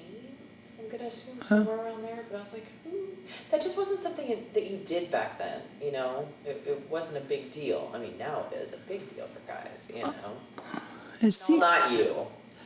You're not a big. No, I mean, yeah, but my girlfriend was blowing me when I was 16. She was 14. I mean, this is normal, you know what I mean? But yeah, I think that it wasn't that normal, like you're saying, is that it wasn't, not every girl was sucking dick. You probably maybe even today, not every girl sucks dick, but probably more than they used to. Yeah. Right? I mean, you don't really know, but probably because there's so much But no, because porno. Teens today, that's the whole thing is, most of them, that's their thing is oral sex. They're not going to go sleep with somebody, but they will give somebody a blowjob. Really? Yeah. Huh. Absolutely. It's completely different. It's people are apt to, more girls are apt to give blowjobs than they are to have sex. So they can hold off and refrain from having sex, but they'll blow everybody in school. Really? Yeah. Really? Yeah. Wow. Yeah. That's what you heard from your somebody? Yeah, my friend's daughters. Wow, teenagers, that's a stuff trip. like that. Yeah, absolutely. It's much more prevalent for blowjobs. So how many guys did you have sex with? I don't know. Before? 30, 40, 50? Probably. Some 100? No? But you were having fun. You were free. Yeah. Were you drinking? Cocaine? No, cocaine. No. No? No. Drinking? Yeah. Yeah, I mean, but not every instance was just me drinking, so I can't Yeah. blame it on alcohol. No, I you like like sex. Yeah. I mean, You know what that means? You really want to know the truth what that what means? does that mean? To some extent, it means you're a healthy person. Because you're comfortable with your sexuality, and you're comfortable with your body. I mean, I'm way more comfortable with myself now, though, than I ever was. I mean, spiritually Yeah. and physically, I mean, and emotionally, it's all together. What the people don't know, it's very healthy. Then you and I are very healthy. No, but you know what I mean. Yeah, no, absolutely. But like I said, I'm not sleeping with a bunch of people now. I'm not even sleeping with one. There's just too much shit going on at the moment. But I'm so comfortable with me now sexually. It's not, I know what I like, I know what I don't like. I'm just so much more relaxed during sex. I've become multi-orgasmic, which is amazing, to be able to control your body that way. Oh, Really? It's so... So how many times can you come at one time, or 1 hour or 2 hours? You know, so you're saying multi-orgasmic? I mean, 2, 3, 4, 5, 6, 10. Depends on the person I'm with, too. Mm-hmm. Yeah. I mean, if it's somebody that I'm just really, we have that connection I'm that into, it could just keep happening and happening and happening and happening. So, are you telling me when you were younger, you weren't that comfortable with yourself? Probably not. No, not like I am now. Completely different. Night and day from then to now. Like, I know who I am. I know, like I said, I know what makes me feel good. I know what I want done. I know what I don't want done. And it's pretty amazing. It's when you feel that, you find that, and that's why for me, I don't have sex with a lot of people, because for me, it's changed to where if I'm gonna have sex, it needs to be the things that are gonna fulfill me and make me feel good. Otherwise, why? It's not worth it, you know. And maybe that's why I was having sex with so many people back then, looking for the person that I could have that connection with, and I didn't find him, so I had to move on to the next. I don't know. I doubt it. Your heart's How many women have you had sex with? But not the business. Prior to the business. Oh, before the business? Yeah. Probably No, about, in the business, we know 1,000. So, no, I mean, before I got in the business, yeah. I think I was about 120, 140, And what are you at now? Like 10,000? maybe 12. What? Wow. I'm slowing down. You're slowing down? Yeah. You're not doing movies anymore. I would hope you're slowing down. Well, you know. Okay. Oh, you're not? No, I am slowing down. I'm way slower. Way slower. What's way slower? I mean, I have a girl, so Oh, so you're a one-man show? pretty much. One-woman show? Pretty much? Yep. Good for you. Who would have ever thought TTBoy settling down with one woman for the rest of his life? Interesting. Yep. So, Wow. you had sex with these guys. Not that many. That's not that many, but you got into business when you were 20 or 21, you think? 19. 19, really? Really? Yeah. So you had to be in the business in 88. Was it 88? Yeah, you had to be already a year and a half before I got into business. Are you sure it's 88? I thought it was 89. I mean, sure you were 19. No. Excuse me. You sure you were 19? Yeah. Then that was 88. Maybe I was 19. No, you just said 19. I was 19. You were 19, so it was 88. I was 19, probably close, gonna be 20. Because you were born in when? 20, 69. 69. So yeah, no, it was 89. And like I said, it was like it was probably like June or July of 89. And by... No. Yes. No way. Why? No way. When were you in? 89. But what month? November. I wasn't 19. I was 21. At 21, I couldn't have been in the business, though. I was pregnant. Having a baby. So maybe you were 20. 20. Maybe it was 20. Maybe you're 20. Maybe you're 19. No, that's what I'm saying. I think I was 19, just about to turn 20. Okay. And So that had to be 88. Or it could have been January of 89. I think it was 89. Okay. Oh, God. Sorry. Well, that's a boring subject. She's getting tired on that one. All right, next. We've been talking a lot. So, hey, so your mother, right? And I don't know. I'm always curious. I never knew anything. How was your family? Your mother and father were together? No. No? No. What I mean, they got divorced when I was younger.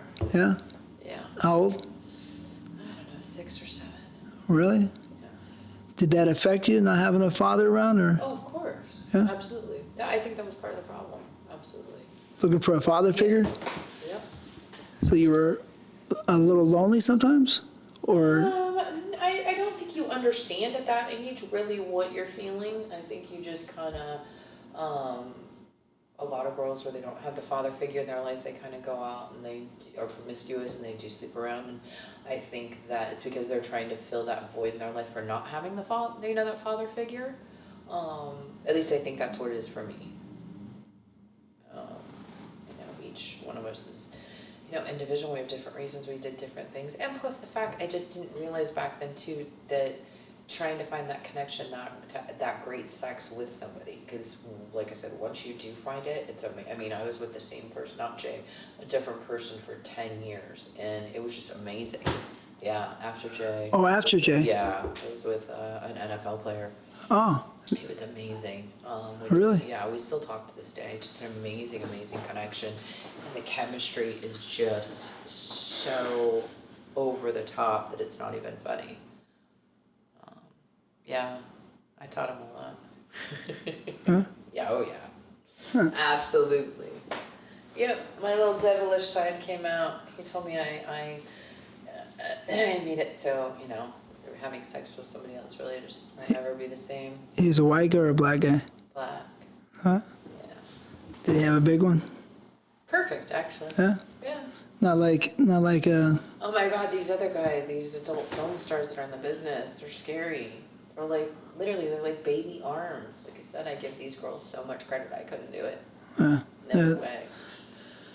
Can you imagine performing side by side next to one of those guys? why perform side by side next to Mandingo? Ooh! Right? Hey! I perform next to Lex. I perform next to Shawn Michaels all the time. Really? I mean, yeah, you did. But you're you. That doesn't get in your head, I performed next to Rocco. So you were a little bit lonely, maybe, but maybe not. You just didn't. I don't think lonely. I think it's just looking for, a father figure because you don't have one in your life. Single mom, working 2 jobs, not home a lot, Oh, I see. She's working 2 jobs. Oh, yeah. Taking the bus to work. Wow. Going to school. Working hard. Yeah. Oh, yeah. Yeah, busting her ass. Wow, huh? For sure, yeah. So she loves you a lot? Yeah, she still does. No, I mean, you know how some moms are. Yeah. No, she wanted to make sure, that we had a roof over our head. We had new clothes. We had food on the table. She definitely, because my dad didn't really do much of anything. He didn't provide for much. And I know people have said, do you think that's the reason you got in the business? No, I really don't. I think it was just something that, because everybody's like, oh, people get in the business, there's something wrong with them, they were messed up in the head. I don't think that's that. It's just, it fell into my lap, and, I went with it, and I met, the man who I ended up married and having 2 children with, and I wouldn't take that away for anything in the world. Just because he and I don't talk and we don't have a relationship, I have 2 kids that I just love and adore, and I love being a mom. I absolutely love being a mother. And I have a granddaughter. Just Hey, like Grandma. me. Shut up. Emma Gill. She looks just like me. It's crazy. Yeah. Oh, yeah, she got Really? my eyes, but a different blue. Oh, she's my everything. I just adore her. I mean, back in the day, getting in the business wasn't looked upon as positive.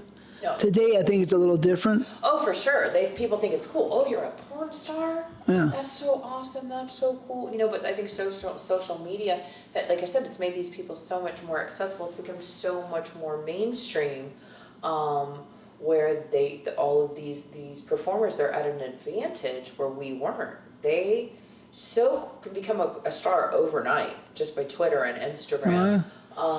And I like the fact that they can build their brands and they're able to make more money because we were so limited back then. Not for you. But, I mean, kind of, yes, but sometimes it was not all about money, and especially in the early days. I like, business and making money. And I wouldn't have traded my experience for $1 billion. Right. Because there was a pureness about it.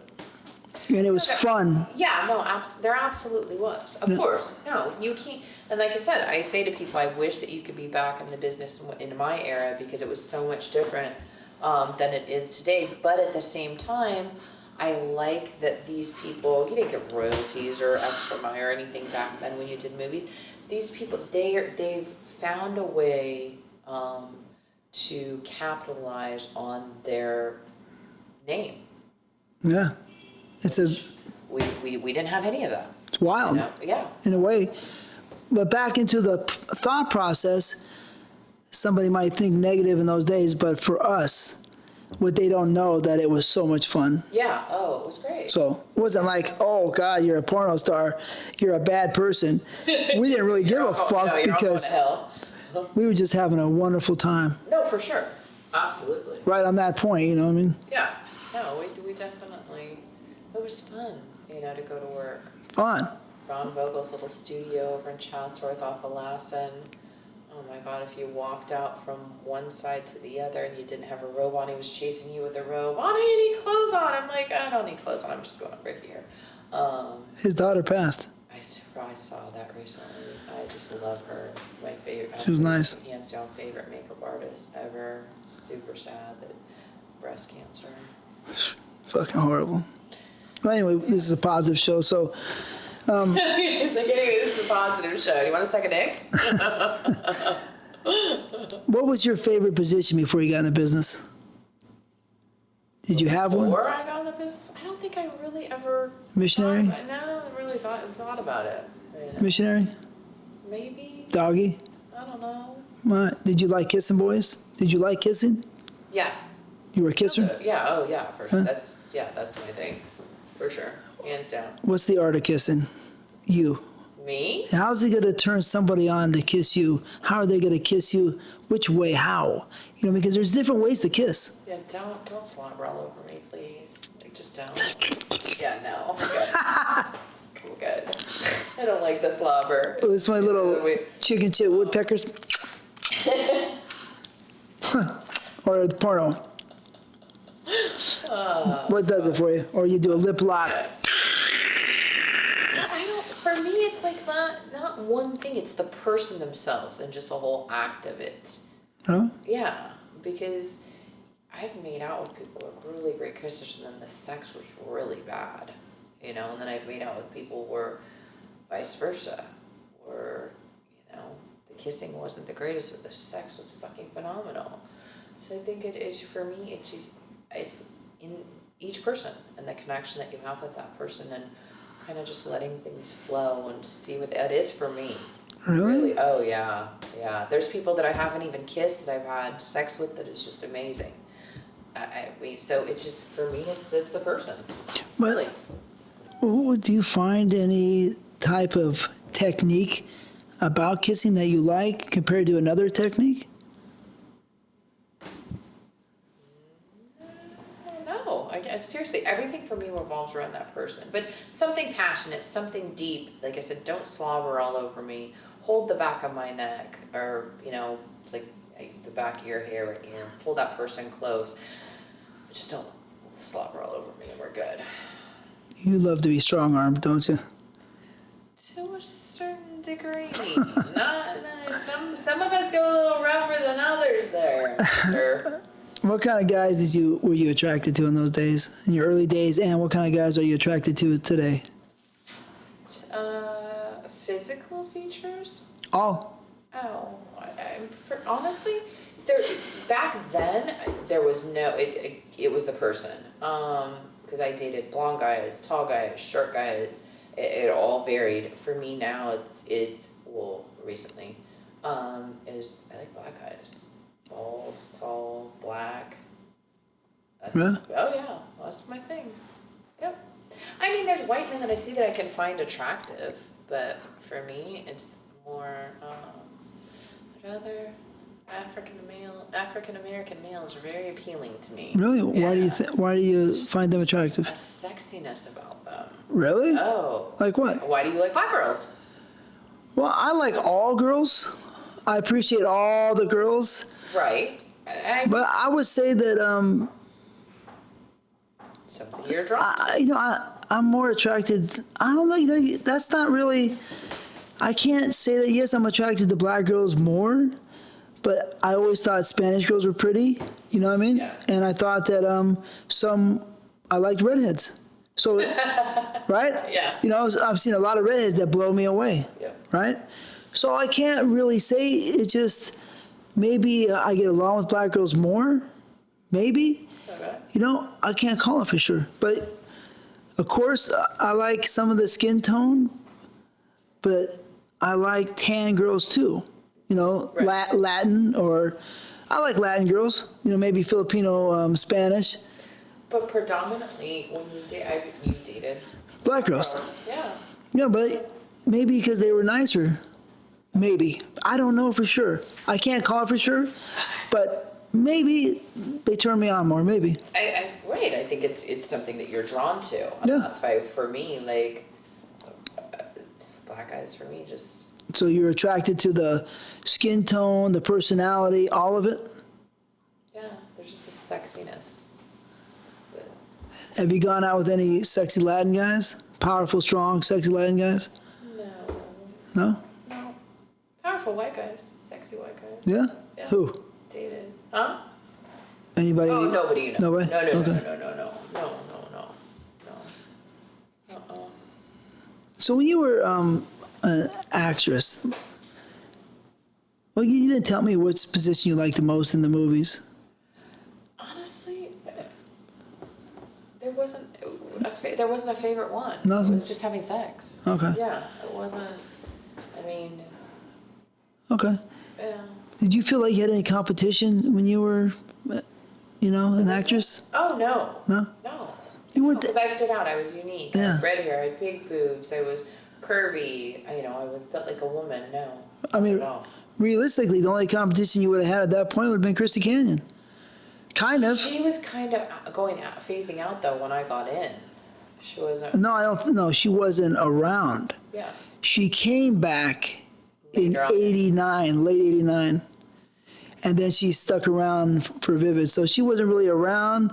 Like maybe she was in '86 or '85 when she started. So maybe you didn't, really see her. I think she went straight to a contract for Vivid. Okay. Yeah. That's what I think. So, but she would have been your competition because that voluptuous woman Right. look. Pretty. Yeah, but I also was in and out so quick. Yeah. So it wasn't, Yeah, you're out quick. Yeah. You didn't get that much experience as a porno star. You were in the business. Enough.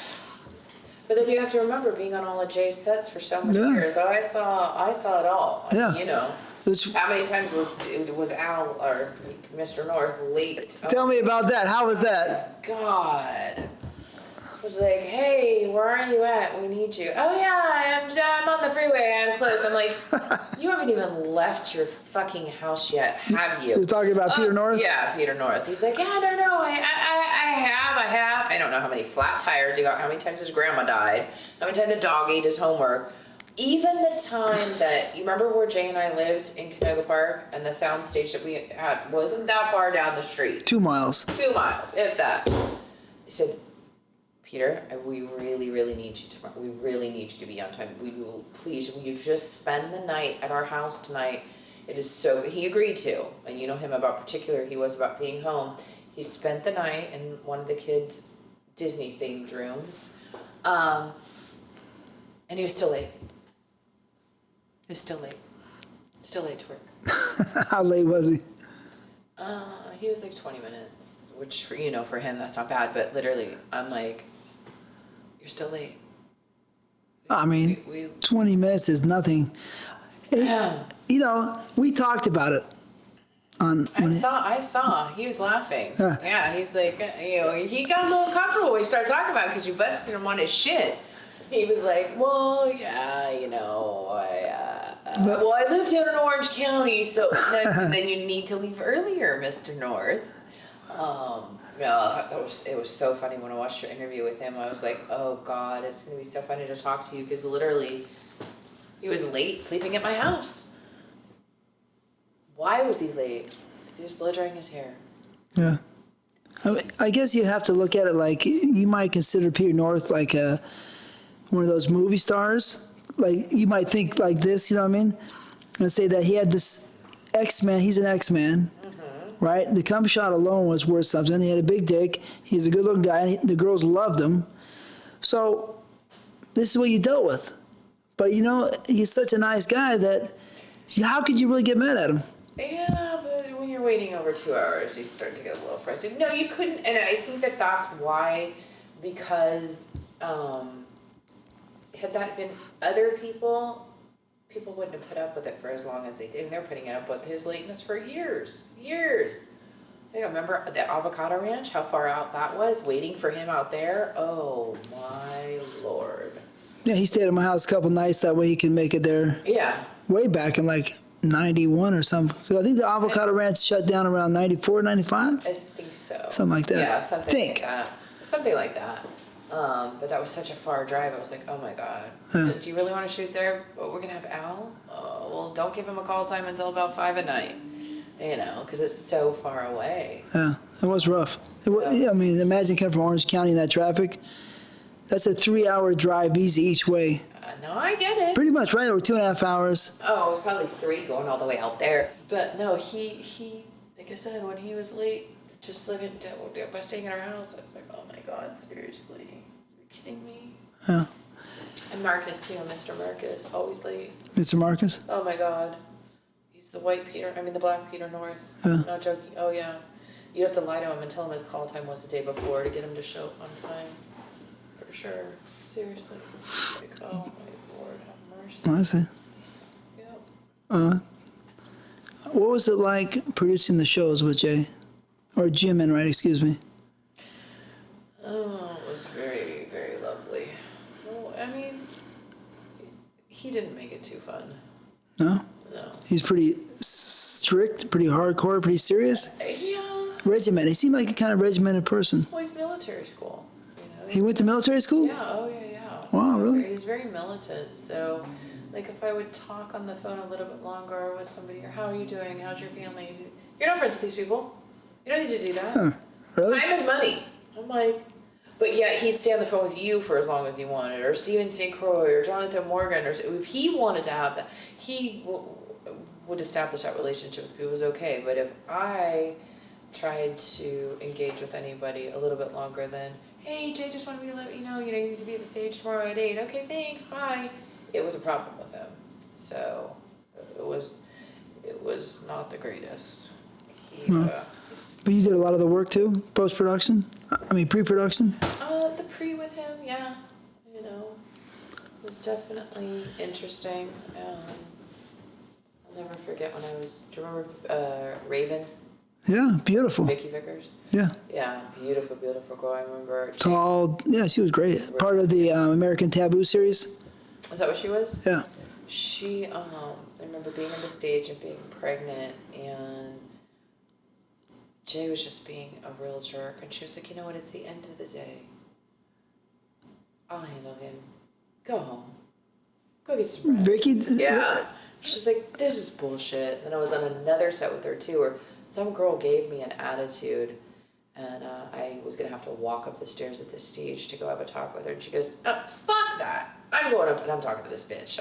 She's like, you don't need to be walking up the stairs. You can have the baby on the stairs.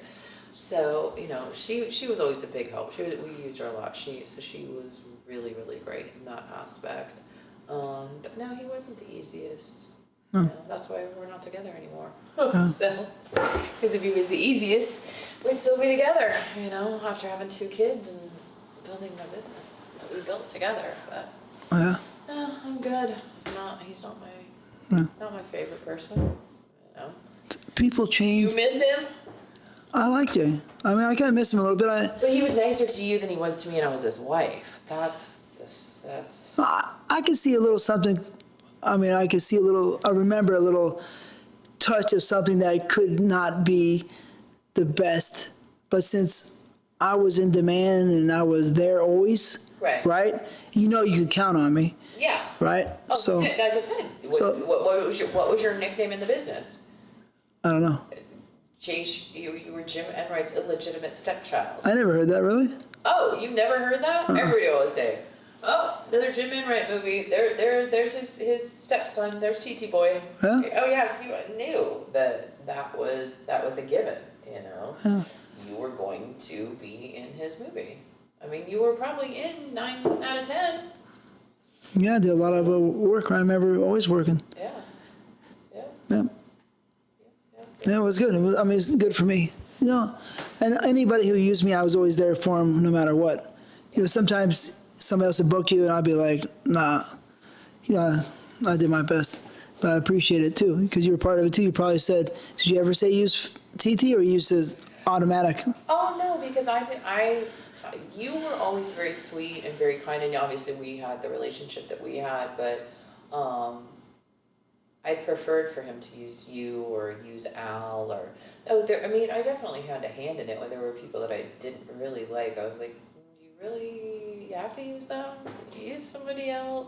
Ultimately, when he had a script and the role called for that particular person, I couldn't get away with too much with him. But, there were times where it would made it easier for me, to have you guys there. We had kids. I didn't want to be there all day. I wanted people to come in, get their job done, so I could go home to my kids. Some of those shoots went late. I remember I wasn't there. I would leave. At a certain point, I was like, you're on your own, I'm out. I got my kids. My kids are far more important than any of this. So he'd be on his own. I remember because they'd always use me first and last, right? A lot of times, and get them going and get them out. But I remember being there till 3 or 4 in the morning. And then on Haunted Nights, we were there till 6 or 7 in the morning. Oh, yeah, I remember.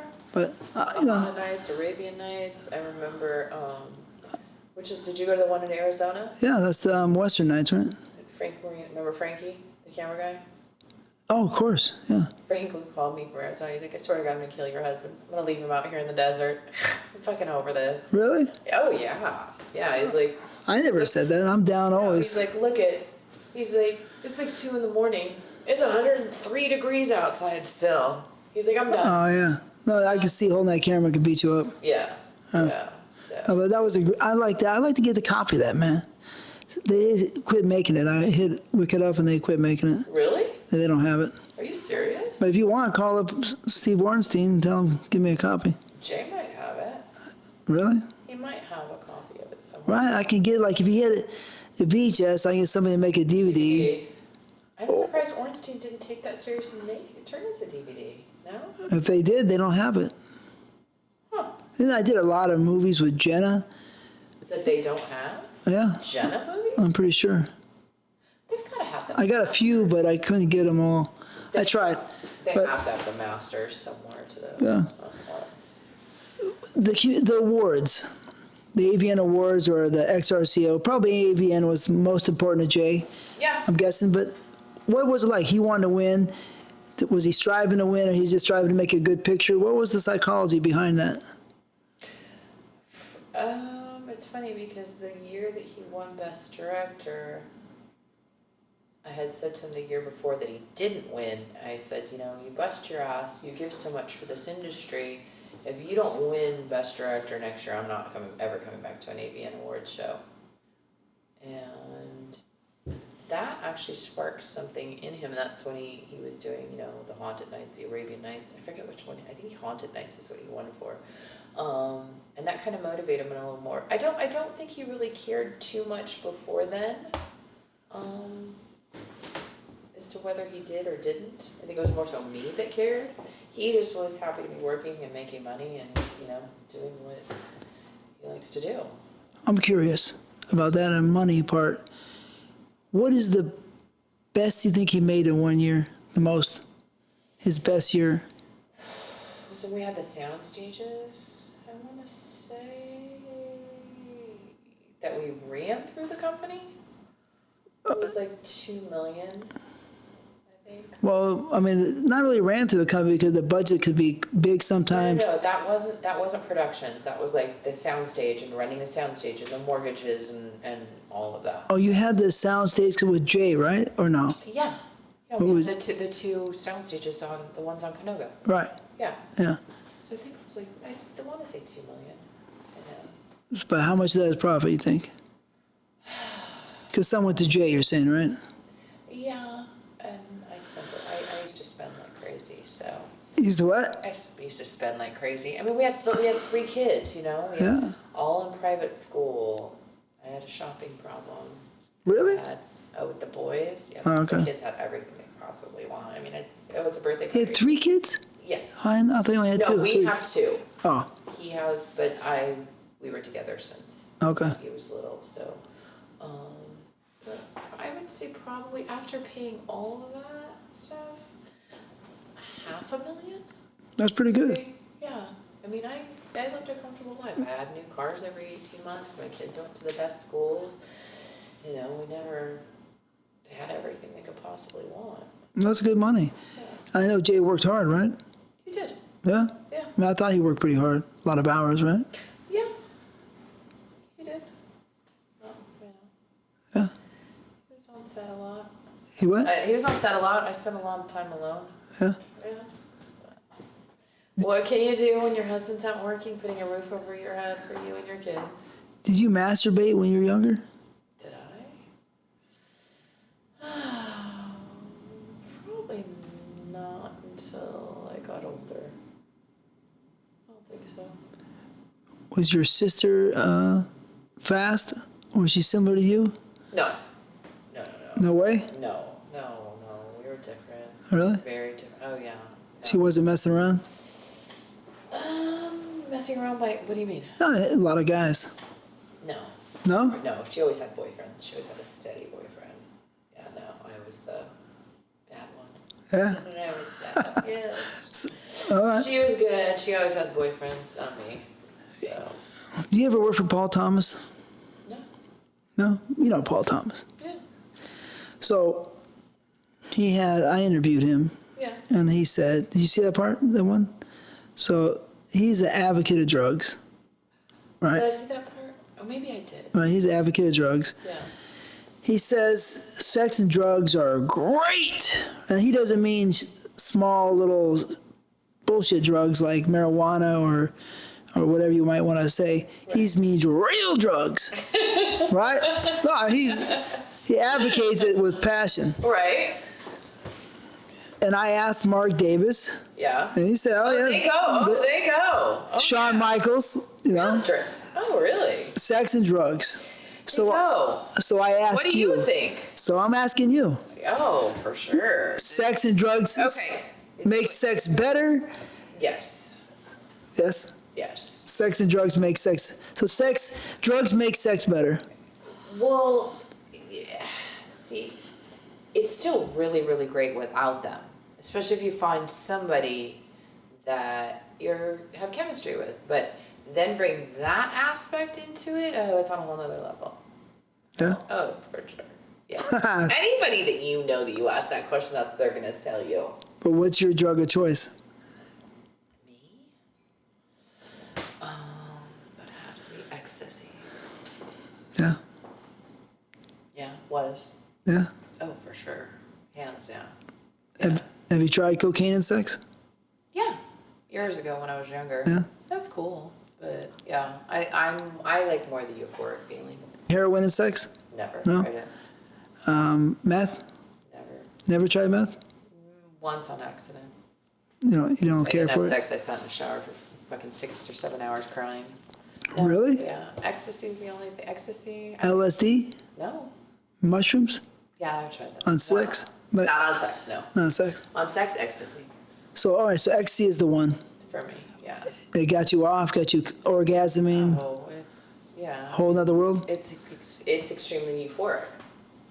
Yeah, for me, everybody has their drug of choice that they use with sex. Like, there's some people that'll swear by cocaine. There's some people that'll swear by ecstasy. For me, now, older, I don't do. Yeah, I'll smoke some really great weed and have some great sex, and I'm good. Yeah. But I've never done heroin. I've never done crack or nothing like that. But yeah, definitely it takes you to a whole another level. it seems to me, on average, ecstasy is the sex drug. Yeah. For most people. Yeah. But there's other people that cocaine is their drug, I mean. I think cocaine, they say, is good, but it makes you soft, so it's like a delicate Yeah, balance. Yeah, for sure. So ecstasy can make everybody Happy. horny, hard, all perfect, right? Yeah, I'd love it. Huh? Yeah, oh, yeah. If I could, I'd do it every single day, I would. Really? Yeah. Look at you, get excited. Here, catch. Because I've had some of the best times of my life on it. Oh my God, just like, whoa, yeah. There's some nights I would just love to relive. Like, wow, holy shit, that was awesome. Really? Oh, yeah. Like, what's the longest amount of sex you had on ecstasy? How long? What duration? 12 hours. 12 hours of, they call it rolling, right? Yeah.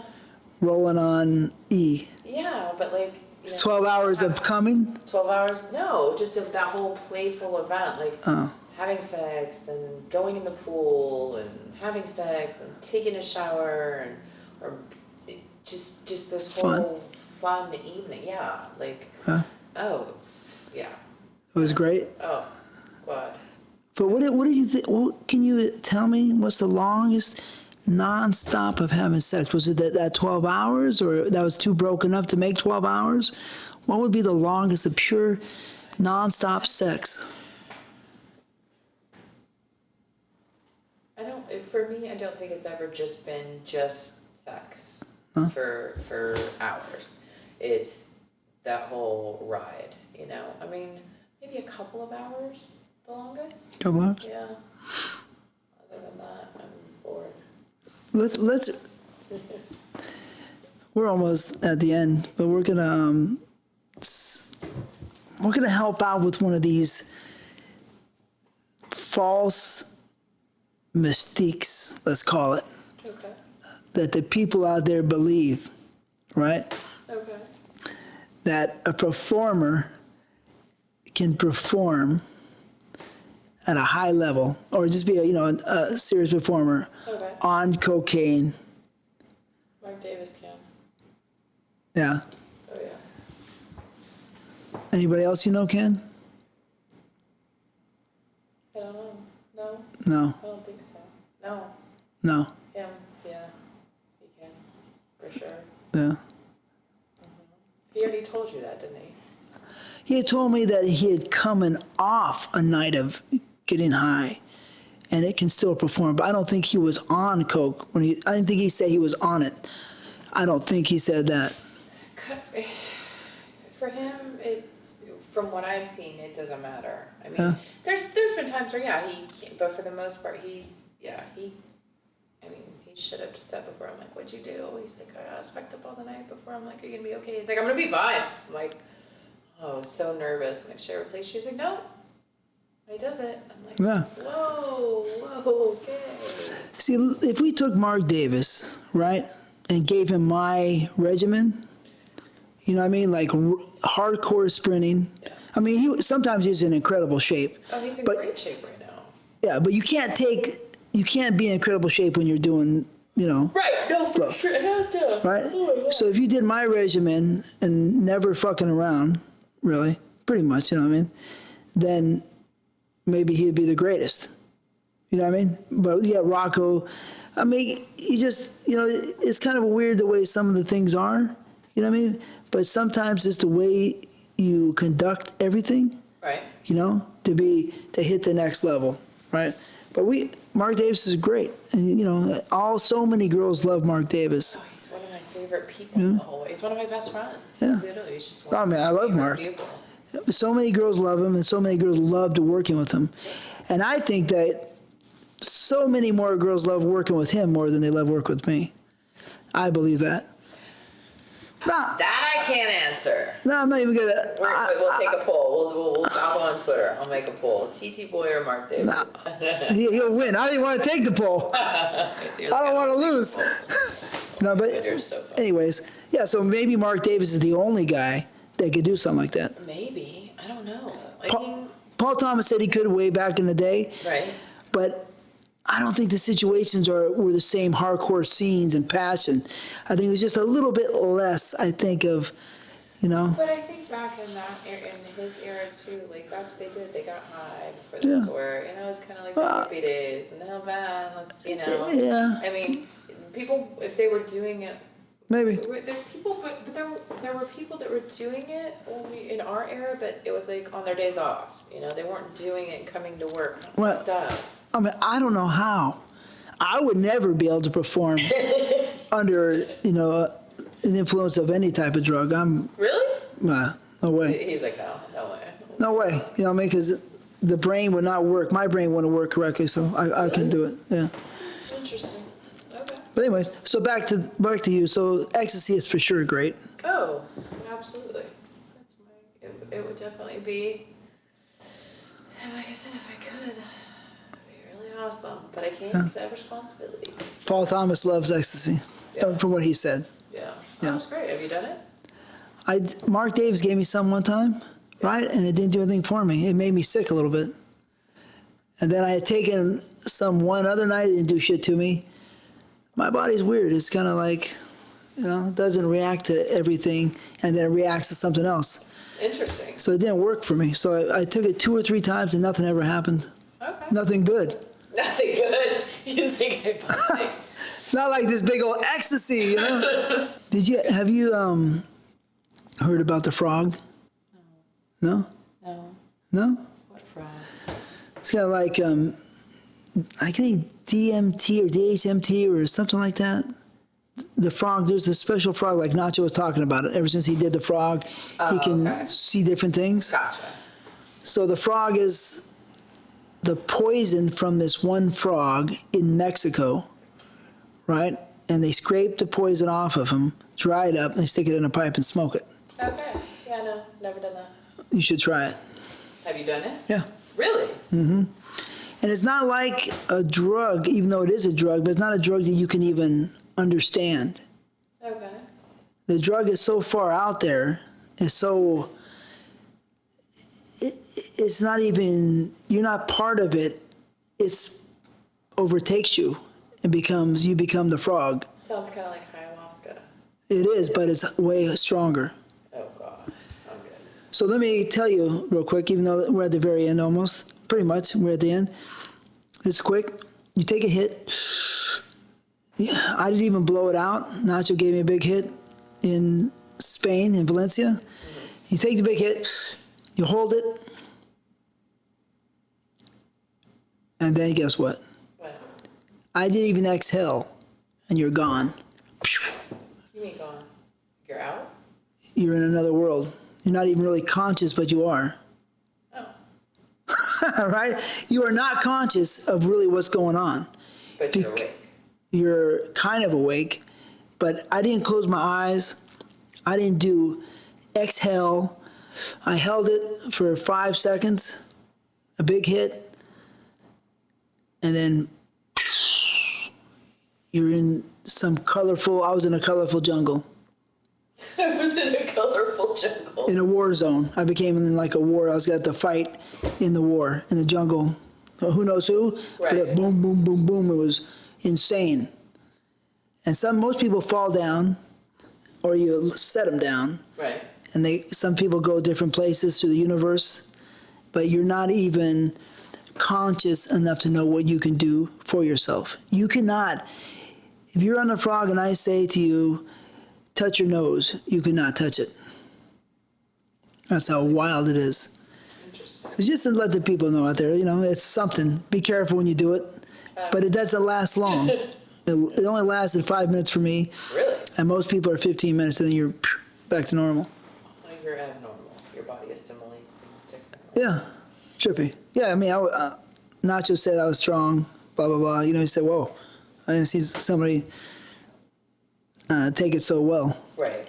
But it's a trippy drug. I kind of recommend it. Oh, God. I'm boring you?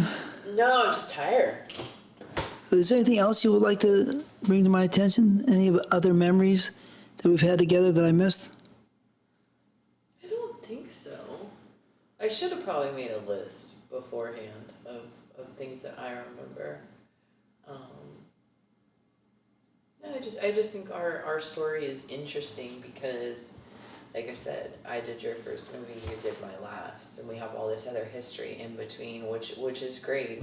And the fact too that after all these years we can still see each other, we still have that same love and affection that we had for each other throughout many, many years. Which is great. You know, like when I was at dinner with Mark Davis a couple weeks ago, and he was like telling me about your show, and he goes, "It's so funny, he just loves you and adores you." And I said, "Oh, I love him and adore him too. I always will." I said, "We just have this admiration for one another." He's like, "Call him." I said, "Okay, give me his number." He gave me your number, and I got up and I started walking outside. He goes, "Are you gonna go call him right now?" And I said, "Yeah, I'm gonna go text him or call him, or you know, both or whatever right now." And he's like, "Oh, wow, okay, all right. Let me know how that goes." So I went outside and I contacted you. It's just cool after all these years to still, like, you know, talk to each other, see each other, and just know we have that bond. It's great. It's strange that those years have disappeared. They haven't disappeared because we still have all those memories. We have plenty of memories. Obviously, I don't remember all of them. Yeah, I was a little out of my mind apparently, but yeah, no, I mean, it just, you know, having an appreciation for somebody, especially because you there's a lot of people in this business that you don't ever see it again. You don't know what they're doing. You don't know how they're doing. You're like, God, I wonder how that person is. And you just never know, you know. So it's nice to be able to see you, and you've always done well. So, but to see you continue to do well and be successful and, you know, living just your best life, which is great.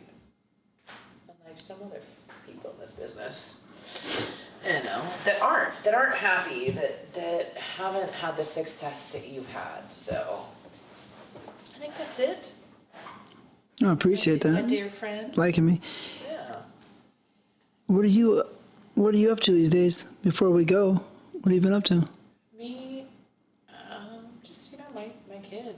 Huh. I told you he has those rare genetic conditions, so just taking care of him, making sure he's good. I'm actually just starting school for life coaching because they think it'll help him and help me, you know, with just everything we've been through with his illnesses, and if I can help other people too that have gone through similar situations, like, you know, having a life-threatening illness, being diagnosed at 12 years old. I've seen, you know, just him go through a lot. And so I want to see if I can help other people or other kids that are going through this. So I think life coaching would be great for me to be able to give back. And like I said, to help him, because being chronically ill causes chronic depression. So that's what I'm doing. That's my path. Can you describe in 2 words your experience in the business? 2 words. That's been both good and bad. Good and bad? Yeah. Yeah? Yeah. That was good and some was bad. Yeah. No, those you said that, and those are the exact 2 words. I'm like, there's been a lot of good, there's been a lot of bad. You know, a lot of craziness with my Jay and I, and but then just a lot of good. So many memories. Like, I wouldn't have you, I wouldn't have Mark Davis. There's so many people that I wouldn't have in my life, you know, if it wasn't for the business. I wouldn't have my kids. So there's a lot of good, but there's some bad, you know. So those are my 2 words, good and bad. And, you know. Did I miss any wild stories? Because, I mean, I don't think I got all the wild stories. Is there any one story besides Chase Lane running through a house that you remember from the business, either in front of you or hearing something? Something fun, wild, as we depart? I think one of my favorites is when Jenna was married to Brad Armstrong. We were on set at that White Oak house in the hills, and he was pissing her off as he normally did, and all of a sudden she just started flinging shoes at him. Really? Yeah, you hear him scream for me, "Can you control her?" I was like, "Not sure if I can, but I'll try." Really? It was so funny. Yeah, those two just used to butt heads, and yeah, all of a sudden her shoes just went flying down the hallway. I was like, "Oh my God, this is hysterical." Was she mad, or is he just playing around? Oh yeah, no, she was mad. You know, he used to push her buttons and just piss her off, and like she's trying to get ready, and he's talking his normal shit to her, and yeah, she just grabbed shoes and literally started just flinging them at him. Oh, there's a lot of different stories like that. Just different things that have happened. But that one I laugh about to this day because I still see him if I go to events and stuff like that, and I'm like, I laugh. I'm like, yeah, you know, you owe me. I saved your life a couple of times when you pissed her off and she was about ready to kill you. Especially the shoes throwing. He's like, oh yeah, no, I remember the shoes throwing. He's like, so not okay. I'm like, oh, that's why you guys aren't married anymore. You know? That's why you parted ways. But you know, being in her wedding, I mean, I had my cousin call me and go, do you know Jenna Jameson? I'm like, yeah, why? He's like, because I'm watching the Hollywood True Story and you were in her wedding? I'm like, yeah. But to me, it wasn't a big deal because she was my friend and I loved her and I cared for her and I would have done anything for her. You know, I helped her with that whole wedding and we ran around and got her wedding dress in the venue and did things together. But people look at her like, oh my God, it's Jenna Jameson. She's just another human being, guys. You know, it's just like you and I. But no, I've definitely led a rock star lifestyle for sure. Right now. Oh, have you had sex with any celebrities? Oh yeah, but I can't say who. Really? Oh no. One or two or three? I don't know, like 6 or 7. Rock and roll guys? No, some pro athletes, an R&B singer, a comedian. I remember one guy you told me. You told me. Who? Michael Michael who? Buffer. Oh yeah. Oh. On that note, we're now done. Yes, I did. No, I'm way bigger celebrities than him. Way bigger. Yeah? I'll tell you off the show. Like, oh yeah. Was Michael Buffer good? He was way back, like 30 years ago? I was drunk. But yeah, it was years ago. He seemed like a cool guy. No, he's totally cool. Super nice guy. But yeah, no. Okay. There's been some celebrities, but I probably would get slapped with a lawsuit if I mentioned any of their names. So. Okay. Well, we don't want that. Wouldn't be a good thing. No, you'll be paying my attorney fees. For sure. So it's TTBoy TV out. Brittany, the one and only, Tiffany. Aww. Thanks so much for coming. You're welcome. Thank you. We'll see you next time. Thanks for watching TTBoy TV.